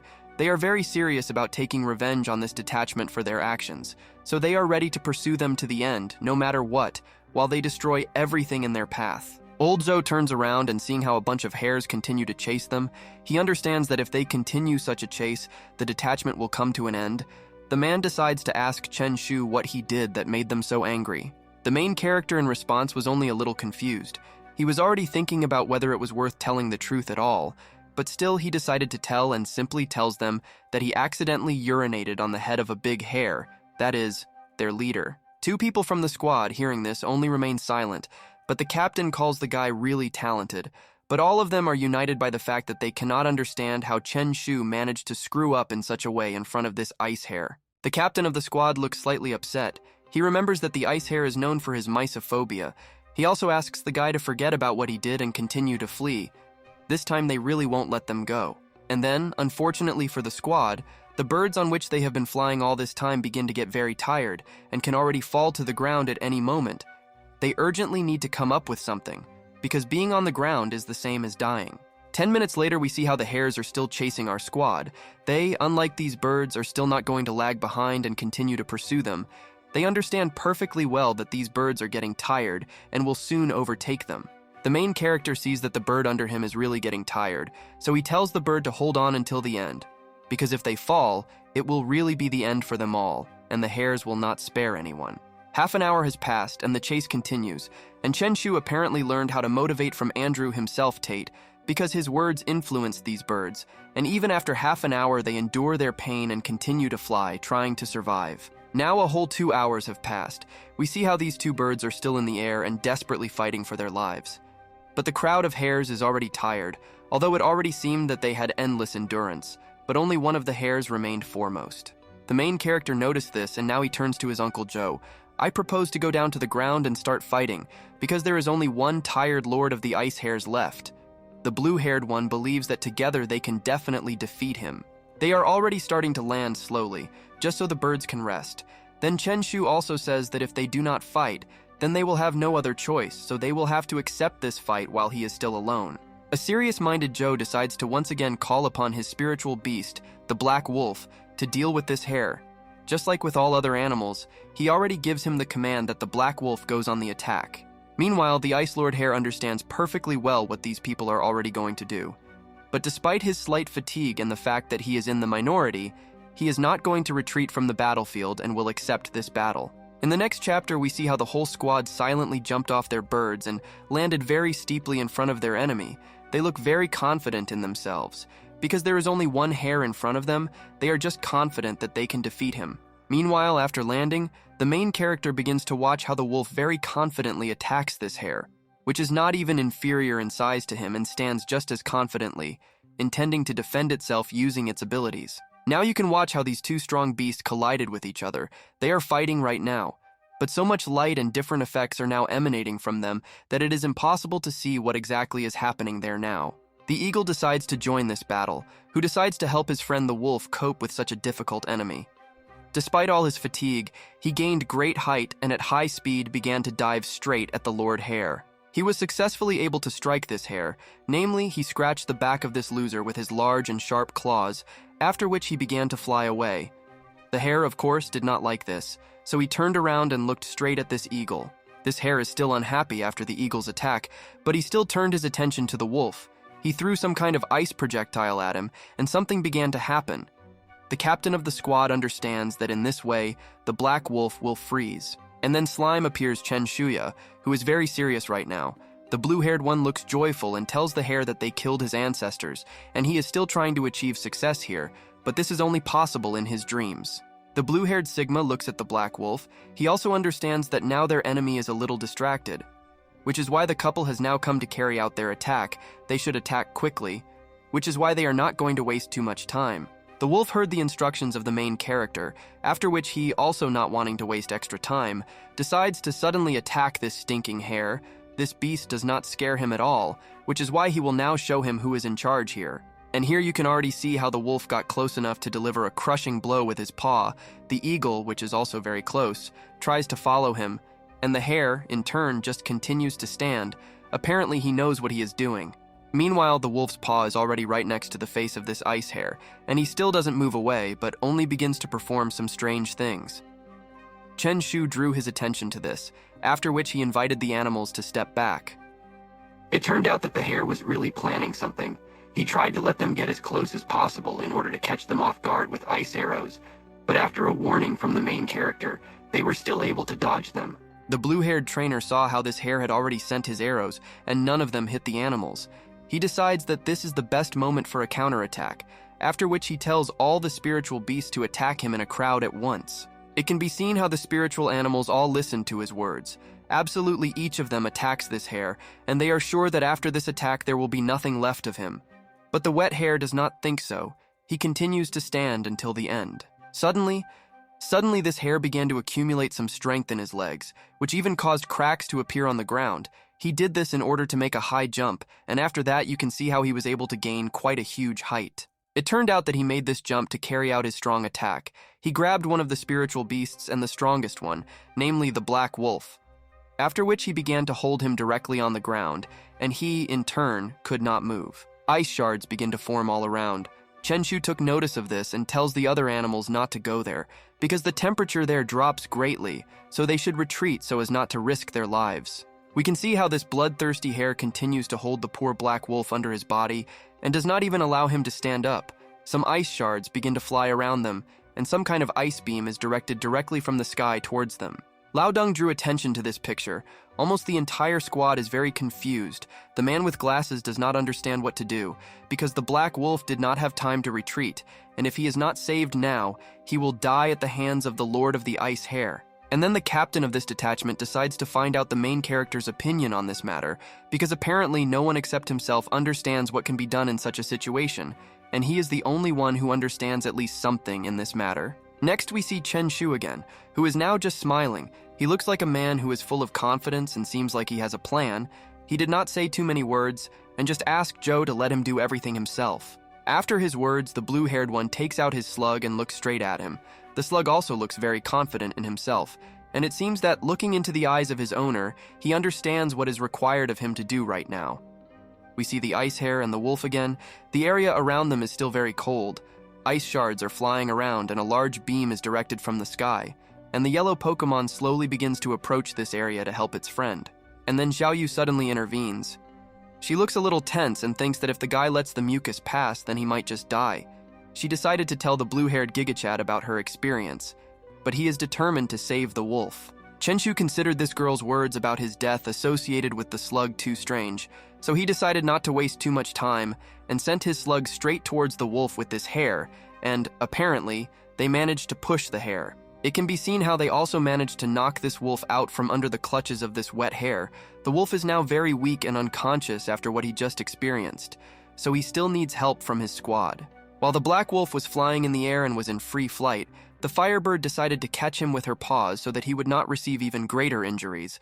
The blue-haired guy saw this and was very glad that she was still able to catch him, and this means that he's saved. The angry hare is now watching as his victim is taken away from him by the heat of the bird. He simply lost his temper, since he almost dealt with this wolf, and then he could have dealt with the others without problems. But his work was made more difficult for him.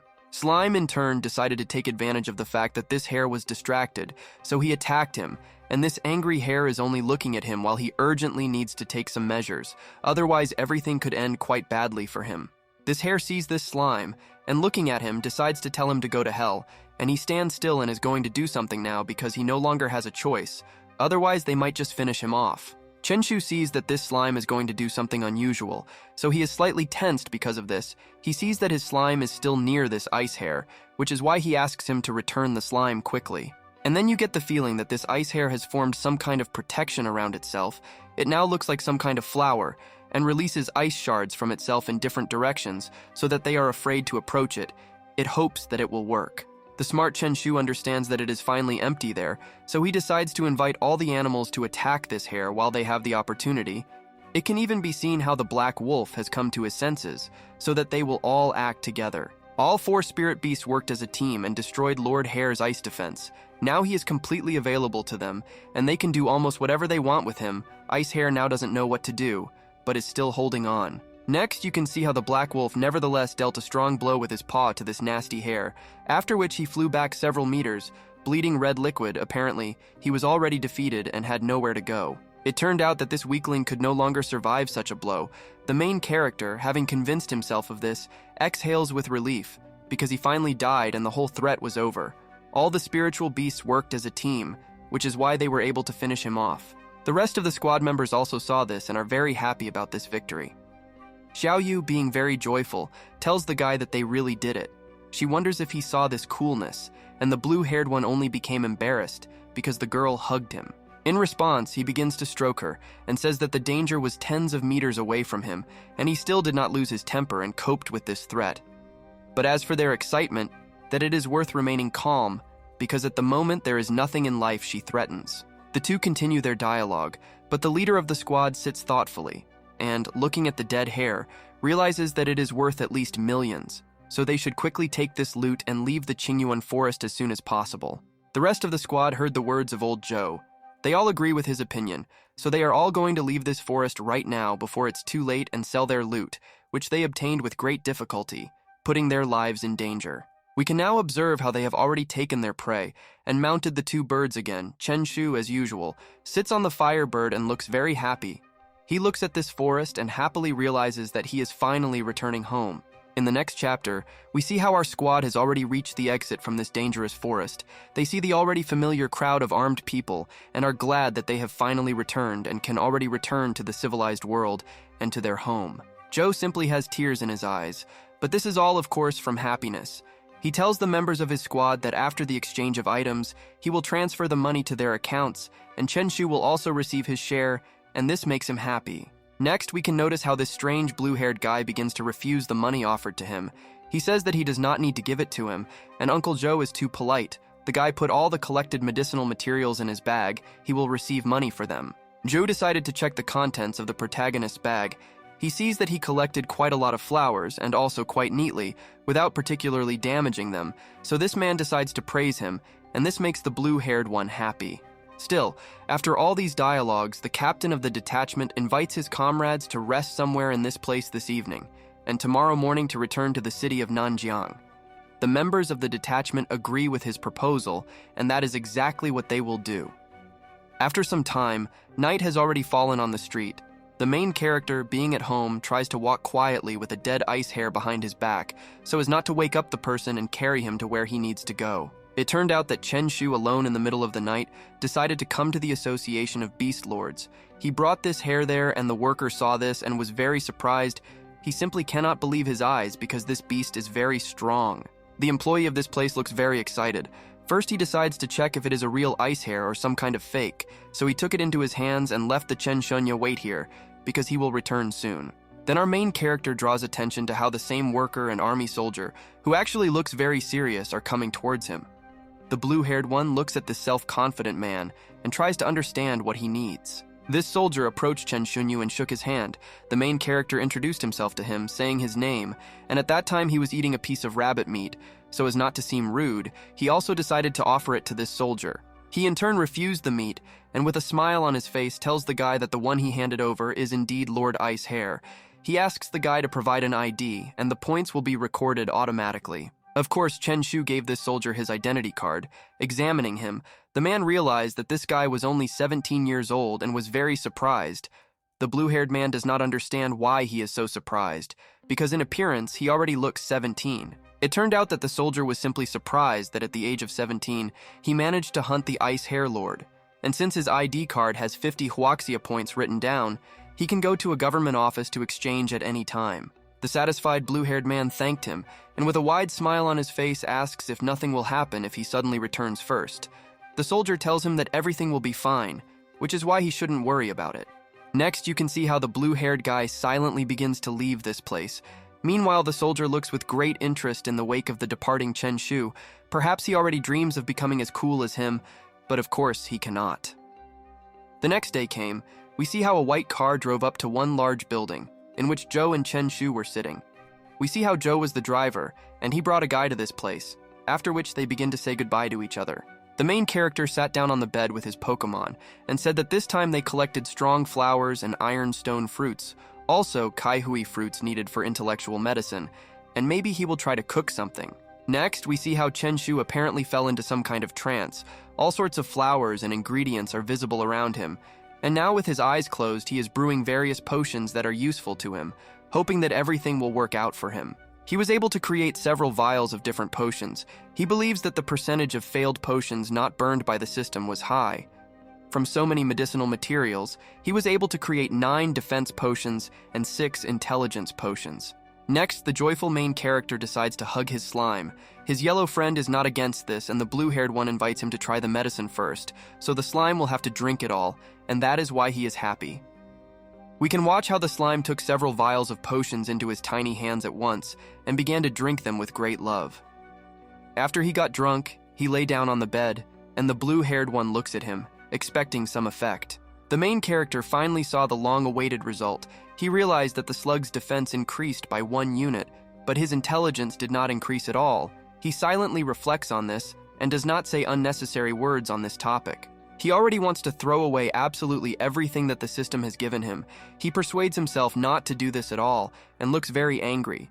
His Pokemon sees his reaction and does not understand what is happening to him, but really wants to know the reason. He saw the slime's reaction to his emotions, after which he simply starts smiling and tells him to forget about it, because he better go to the black market first and sell this powerful potion. Meanwhile, he already begins to put some potions in his backpack.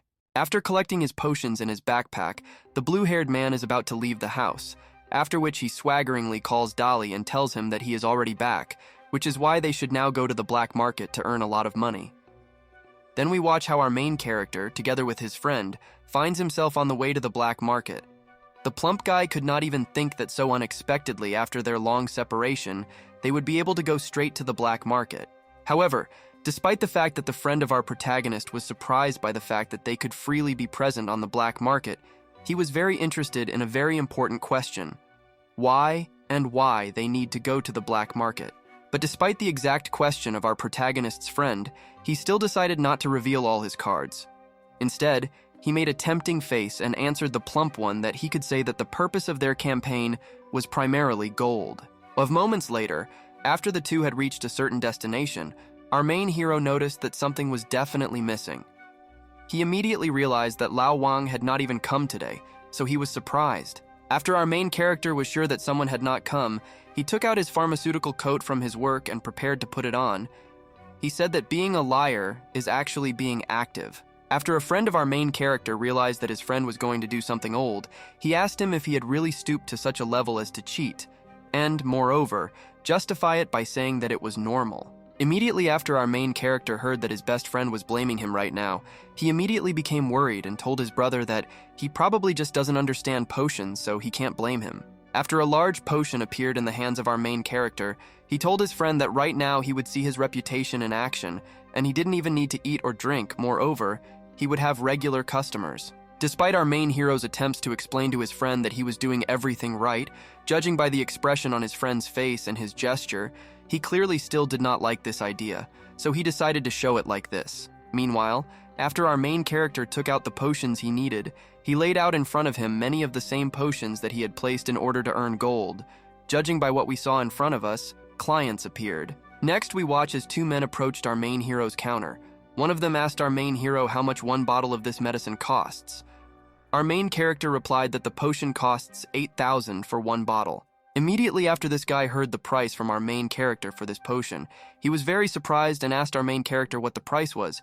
Was this damn potion really made of gold and not herbs? Despite the fact that our main character clearly understood that this man was dissatisfied with his price, in his thoughts he still did not understand the reason for this guy's dissatisfaction. He wondered what it meant, so he did everything like this. Despite the fact that the guy on the left, as we already understood, was very angry when he heard the price for this potion, Gio, the friend with purple hair, was much calmer. Instead of swearing, he asked to bring 1 bottle of this potion. Immediately after this guy with purple hair asked our main hero for 1 potion, we watched as Chen Shu took out 1 copy of his potion in order to transfer it into the hands of a potential client. After the potion of our main hero fell into the hands of a potential buyer, he looked at it under the light and asked Chen Shu if it was even a medicine. Chen Shu asked him if he could sell a fake as a pharmacist. But despite the fact that our main hero tried to convince this guy with purple hair that this potion was definitely not a fake, he continued to ask our heroic hero if this potion was definitely not a fake. At that moment, our main character realized that something was definitely wrong here, so he made an angry expression on his face and asked these two if they were intentionally looking for the culprits right now. Apparently, they are doing this on purpose. In response to this question, our main character's potential buyer whispered in his ear about what if his medicine. It's definitely real. He'll definitely buy it. But he also wondered what would happen if it was a fake. A couple of moments after they wanted to know from our main character whether this was really a real potion, he replied that it was definitely real, because he himself personally used this potion for his own purposes, and he drank it himself. Apparently, men with purple hair misunderstood our main character a little, because at that moment he began to open a potion that was on sale to our main character. He decided that he could personally check. While this guy was trying to drink this potion to make sure it was really real, our main hero immediately intervened in the process by telling the idiot that he couldn't just brazenly take this potion and drink it without paying for it. But a couple of moments after our Chief Gario said this, his hands were instantly handcuffed. Apparently a raid was provoked on our shitty hero, so he got into serious trouble. Immediately after these magical handcuffs were put on our main character, he suddenly fell to the ground, and he had no chance to save his face from a date. With these, his friend was shocked by the magnificent asphalt. After our protagonist's friend was surprised by the fact that his friend was abruptly arrested, the two immediately turned their attention to him.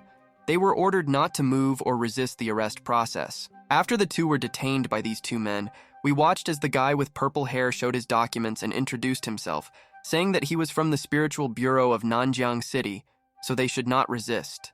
At this moment, the course of events is abruptly interrupted, and we continue when we see that the course of events is moving to a not very promising place where 2 teenagers who tried to make money on the black market could end up. A friend of our main character asked him if his passion was to constantly end up on the black market. In response to such an accusation from a friend of our main character, he answered him that this is definitely not the case. Turning to the investigators, our main hero told them that they had definitely caught the wrong people.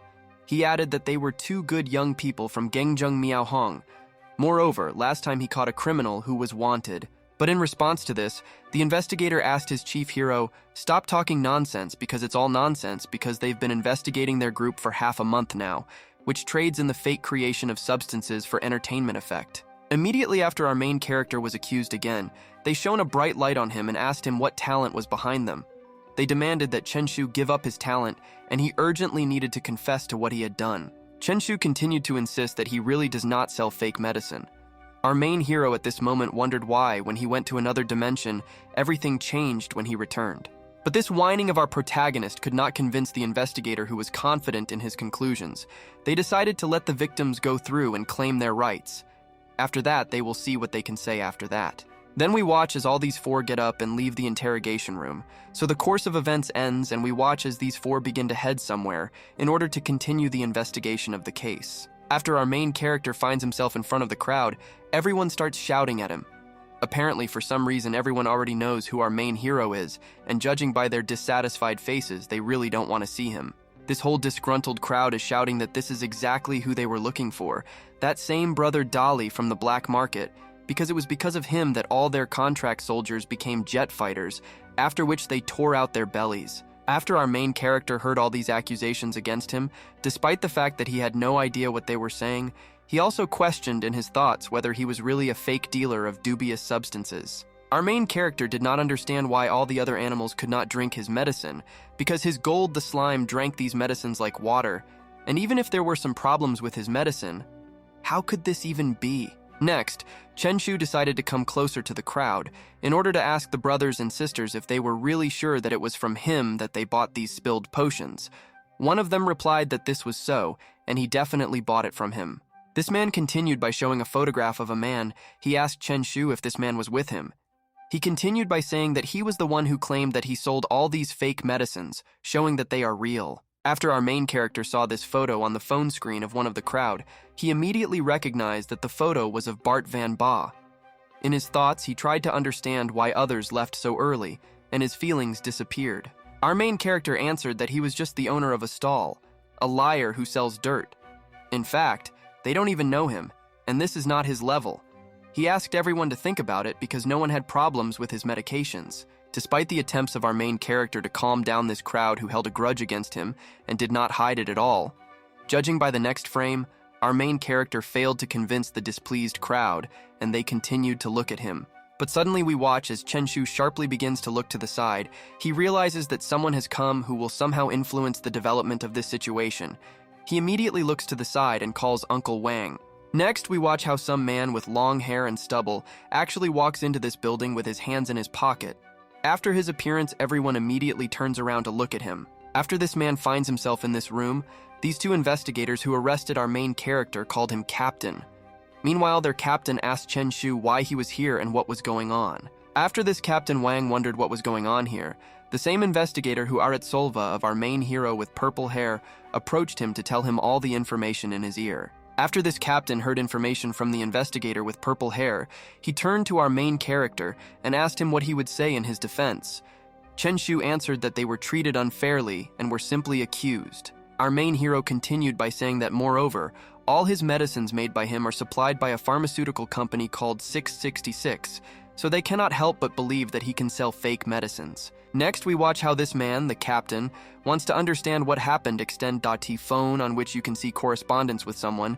Apparently, the proceedings will continue now. In the correspondence, we see that our main character informs his squad leader that Zhou Shi wrote to him that their group is going to go out tonight. They ask him if he will come to dinner. Chen Shu answers that he was detained.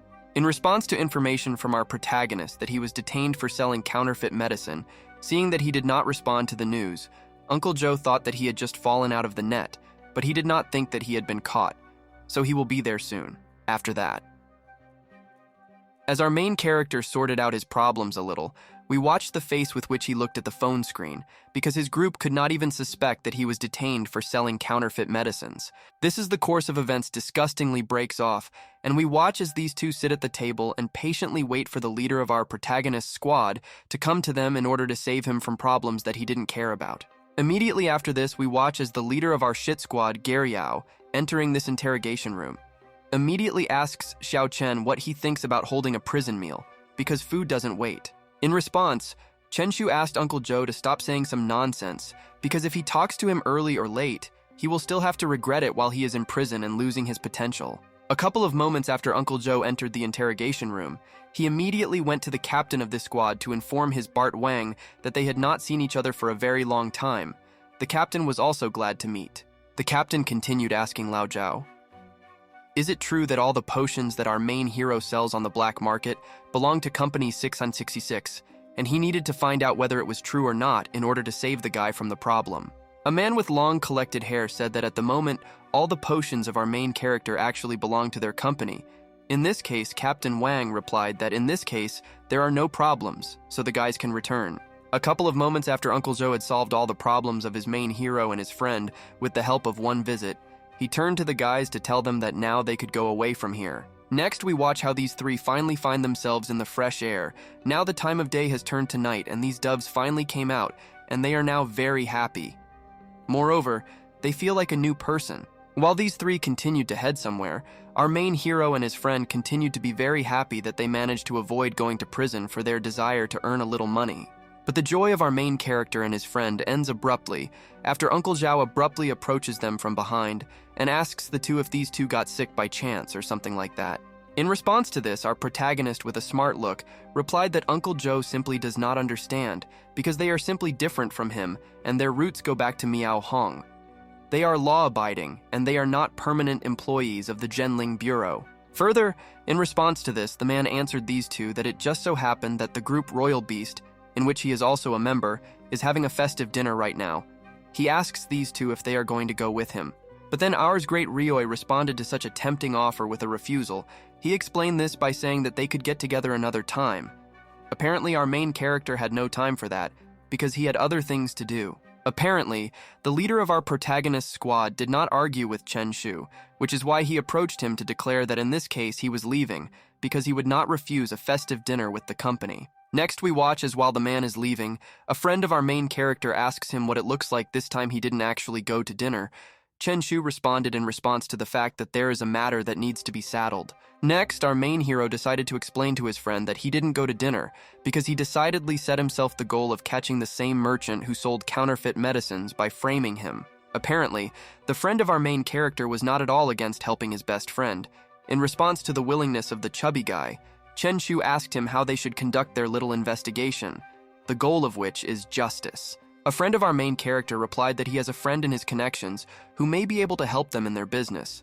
He is known as the savior of the chicken vegetable or Spy 001, so that it is not, he is really a pro in his business. In response to such promising promises from our protagonist's friend, our Gavlian Gario was surprised and asked him what the true identity of the person in question was, because he only told him his nicknames. But instead of saying who the person is who can help them, our shitty hero's friend replied that the one they need is at the intersection Siafe, so they just need to head there to search. Then these two apparently headed to the place they needed. The plump one asked his friend not to believe what he said, because tomorrow he would really come to them early in the morning in order to inform them about this for a long time. At this point, the course of events is abruptly interrupted and we will continue. When a new day arrives, this time the weather is quite clear, and the course of events is transferred to a location called the Crossroads, where that very pro should be located. Seeing the appearance of our main character, Dali informs him that he should rest a little. Today he will go with him to a meeting with high-class people. He asks Chen Shu if he wants to sleep or what's wrong with him.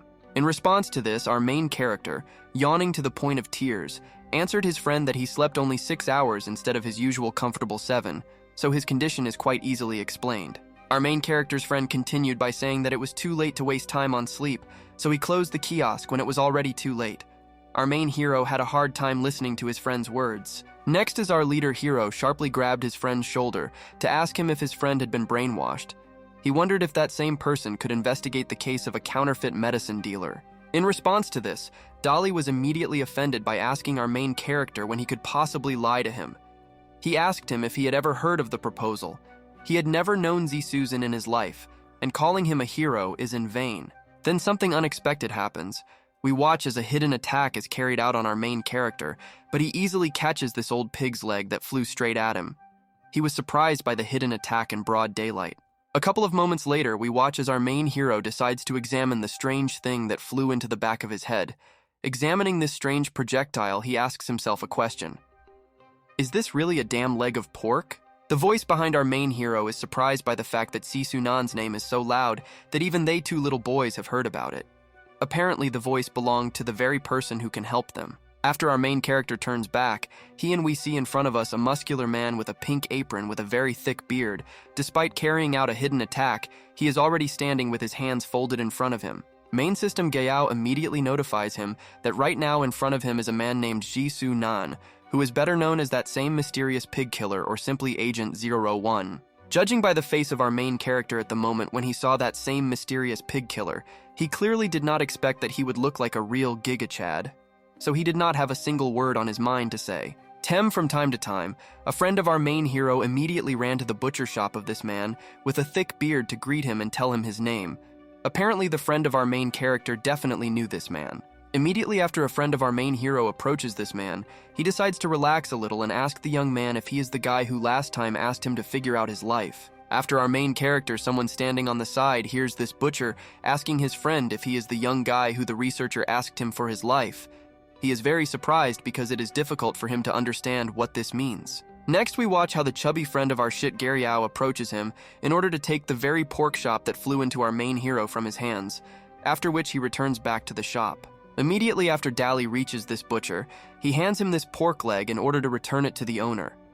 Our chief hero at this moment really doubts that he does not belong to himself. Meanwhile, the smile on the face of our protagonist's friend continues to grow exponentially, his mood due to the fact that he did not expect that this man from the butcher shop would actually be able to remember him. Chewing a cigarette, our main character asks this plump guy how he could not remember him. Moreover, he adds that he even remembers the color that this plump guy was wearing on that very day. Despite this rather creepy information, our protagonist's friend is not embarrassed and he continues to smile at this man. But our gal hero understands the creepiness of this situation. He wonders what the hell is wrong with these two.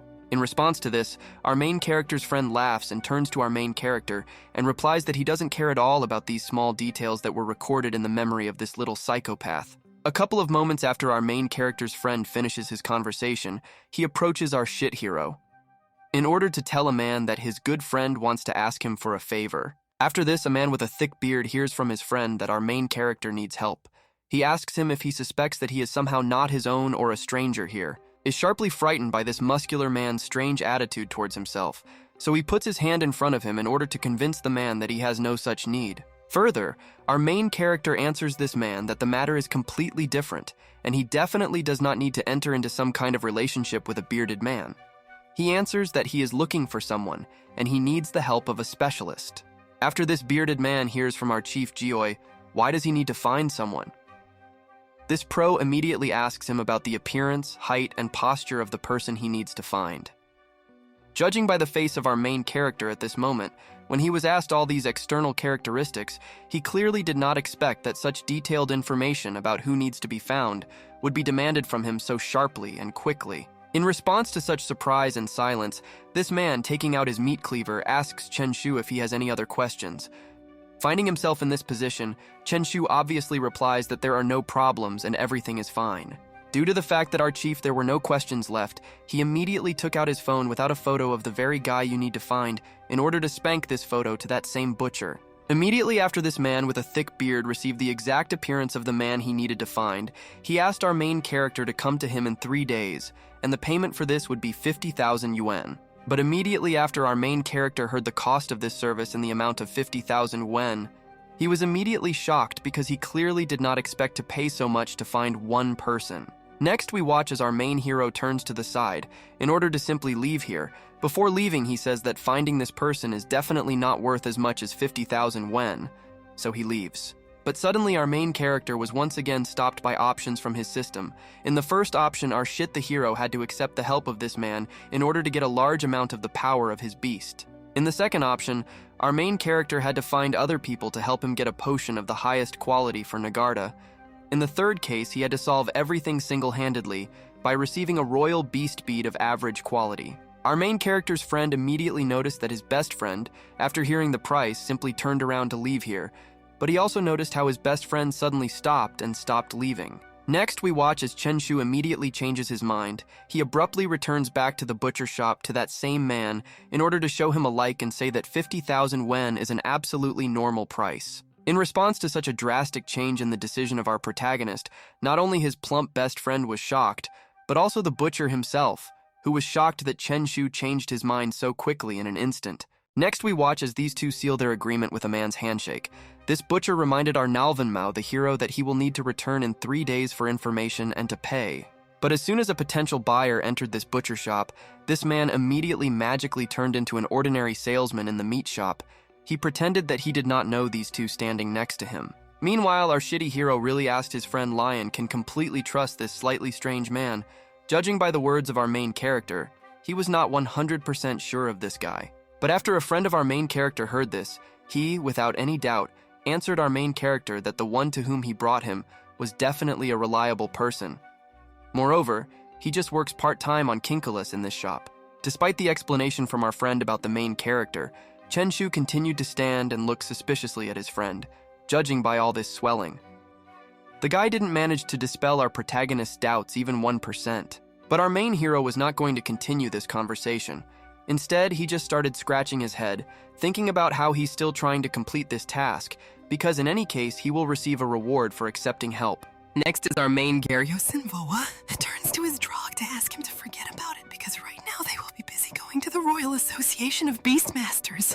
The friend listened carefully. Our main character also couldn't stop thinking about what if he really loses 50,000 yuan, they will have to return it somewhere else. So they need to go and see if the Animal Association has a list. The faithful and best friend of our main character immediately agreed to everything that our main character said, so he simply agreed with Chen Shu, agreeing to go to the Royal Association of Animals. But while the two continued to move, our protagonist's best friend added that in August he would go to Kyoto to take an exam at Kyoto Linchi University. He felt that his friend should know about such an important thing. Our main hero, upon hearing this news, was immediately very surprised after he heard that his friend was heading to Kyoto to take exams at some university. He asked the gentleman what this meant. Despite the fact that Dali did not understand a little what his best friend wanted from him, he explained to Chen Shu that this meant that he would go in advance to take the entrance exams in order to enter this Kyoto University. While the conversation between these two guys continued and they continued to head, we suddenly saw in front of us a man in a hood who was trying to run away with a stolen bag, and the woman was not going to give up in trying to catch up with the scoundrel. Our main character was immediately surprised after he saw such a situation live, because before he had encountered such situations only in films or additional quests of the surrounding world in some game. Our main hero again has options from his system. In the first option, he decides to catch the thief in order to receive a reward in the form of a small amount of power. In the second option, he will receive an invisibility potion. Immediately after new options with various rewards appeared in front of our main character, he thought again. As always, he did not expect that now choices from his system with rewards would appear before him again. Apparently, our gallant hero decides to stop this robber in order to get the rewards. He immediately starts chasing this guy in order to stop him in order to complete the system quest for the reward. Immediately after this robber, he realizes that a chase has begun. He immediately increases his speed in order to break away from our main character and escape. But Chen Shu accelerates after this robber. In addition to the fact that our main hero was accelerating in order to catch this robber, he decided to inflict moral damage on him and showed a not very friendly gesture. The robber warned him that if he continues in the same spirit, he will regret. Instead of running away, our main character became even bolder. He began to run right next to the robber. This man was in shock because he came across a man who was not at all afraid of death and did not want to keep up with him. After this hooded robber realized that he could no longer get rid of our main character, he finally gave up and threw our main hero the same wallet that he had recently stolen from a woman. But despite the fact that this robber threw away the wallet that he stole from the woman, our main character for some reason continued to run after this man. He did not understand why he continued to run after him when he had already returned the stolen property. Next, we watch how the best friend of our main character joins this strange chase. He informs Chen Shu that he too will now join the chase. The robber asks them to stop because he has already returned everything to them. Even the woman who had already received her thing that was stolen from her shouted after them that she had already received what was stolen from her, so they didn't have to chase after this guy. She was completely dumbfounded by this turn of events. Moving back to the robber who is no longer quite a robber, we watch as our main hero and his best friend Dali run along with him on both sides of him. This guy, apparently, has completely stopped understanding everything. Meanwhile, Dali, who recently joined this chase, asks our main hero if he is going to torture the criminal in this way. Because if so, he likes this unusual idea of U-200B 200B torturing a criminal. The robber has already completely exhausted his strength. Unlike these two, he tells these two that he was really wrong and he asks not to chase him further. These two, making positive faces, continue to run after him. With every 10 meters that this poor robber runs, he gets more and more tired. Then this guy screams for them to let him go, because if he runs a little more, his heart will fail and he will vomit. Meanwhile, our main character, who continues to run, is wondering why his system has not yet given him a reward for his work. Because this thief is still caught and running, and the system has not even awarded him. After our main character decides that this does not wash and continues because he is not given a reward, he suddenly grabs this robber by the hand in order to make the process of apprehending the criminal more realistic for the system. Next, we watch as these two grab this robber by the two hands and continue to run until he can't run to his death.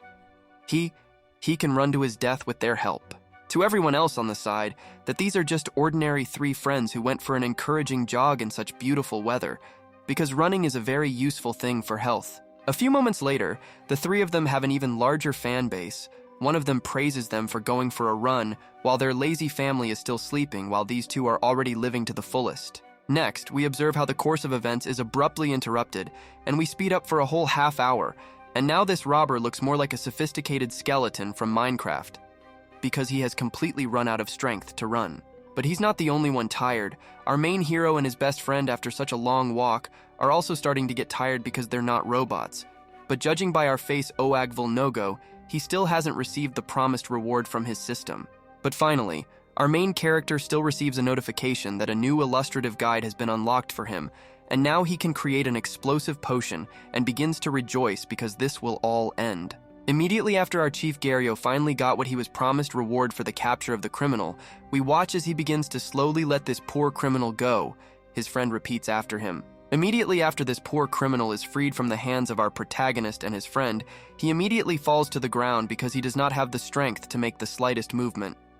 Moreover, he has no idea why he was treated this way. After a couple of moments, our main hero decides to turn to this criminal. He asks this man lying on the ground, pointing back, what is behind him right now at this moment. A couple of moments after this robber answers our main character that behind him is the spiritual bureau of the city of Nanjiang.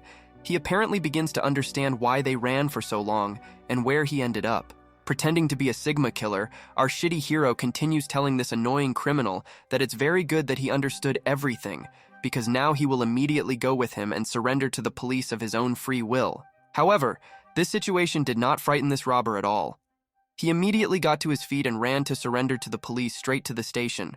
Apparently being in prison is now a treat for him compared to the hell he experienced. But before this hooded criminal almost reaches the station to surrender to the police, our chief hero still stays with him to ask what his name is. At the request of Chen Shu, this guy in the hood immediately stops abruptly, and, looking back, answers our main hero that his name is Li Hua. In his eyes, you can see fear because he could again be given the worst marathon of his life. After Chen Shu hears the name of this poor fellow, he puts his hand on his chest and says that he feels that the scarves on his chest have become brighter after he was able to do such a good deed and teach a lesson to a criminal that he will not forget. Next, we watch how our Galvinvi Gario asks his friend that he recently told him that he was going to go to Kyoto to take exams there, leaving him here alone. In response to this, Dali replies that this is indeed so, and he is going to take the entrance exams in advance, and this is almost the same as for the rich, but the guy should not worry because he will be waiting for them in the capital of the empire. Our main hero, having heard all this, did not stop or dissuade his best friend from joining a good university. He only wished him good luck and wished success to him and his family after they leave. After a couple of moments of war, the course of the event is abruptly interrupted, and we continue when these two find themselves in what building. The best friend of our main Garyao asks the guy what they are doing in the Royal Trappers Association. These two are faced with a task called advising potential high school students on peer review issues. There is no difficulty, and the requirement is to be a student or graduate of key universities. Immediately after this panel appears in front of these two, on which there are various quests with different backgammon, our gal hero informs his best friend that he can earn money and experience points. In response to this, our main character's friend begins to scratch his head in puzzlement, asking our main hero what kind of money they can earn if he is just a student at his university. But in response to this, our Gavelny Gario replies that they can easily earn money using this panel. Then the window of his own profile of this royalty appears in front of him associations. Next, we have a task called Investigating the Activities of a Merchant. An animal dealer has appeared on the market, and he must be arrested and prosecuted for 100,000 yuan. The difficulty is quite high. We watch these two leave this building. Our main Gario states that he will later go to the Royal Animal Resources Bureau in the city. Nanjiang, in response to this, his friend replies that he cannot do it during the day because he has a lesson. Next, we watch as they explain to us that here the world of beast rulers is divided mainly into 3 directions: medicine, spiritual cuisine, and medicinal line. Everything also depends on earnings. However, spiritual cuisine, medicinal materials and medicine, and so on, these are all just additional activities, as the name suggests. All these are just activities with the help of which you can get help in conclusion contracts with spirits. For example, you can talk about the kitchen of spirits. This is where ferocious animals use quality of ingredients for preparing dishes for contact spirits. It is in this direction, by the way, that a friend of our chief is interested. Next, our main character looks at the back of his best friend, and he realizes that unexpectedly it turned out that his friend Dali in the future will also turn out to be one of those about whom he just told us, because he is leaving to study. Chen Shu is this guy's friend after all, so he informs the chubby guy that he can study for the exam and prepare food for his golden slime in the future. Dali appreciates this help and states that he will return first. Immediately after, our main hero promises his friend that he will help him in his cooking practice with the help of his gold slime. After this conversation, these two went in different directions. After a couple of moments, we watch as our main character finds himself in front of the Royal Animal Protection Bureau, standing in front of this huge building.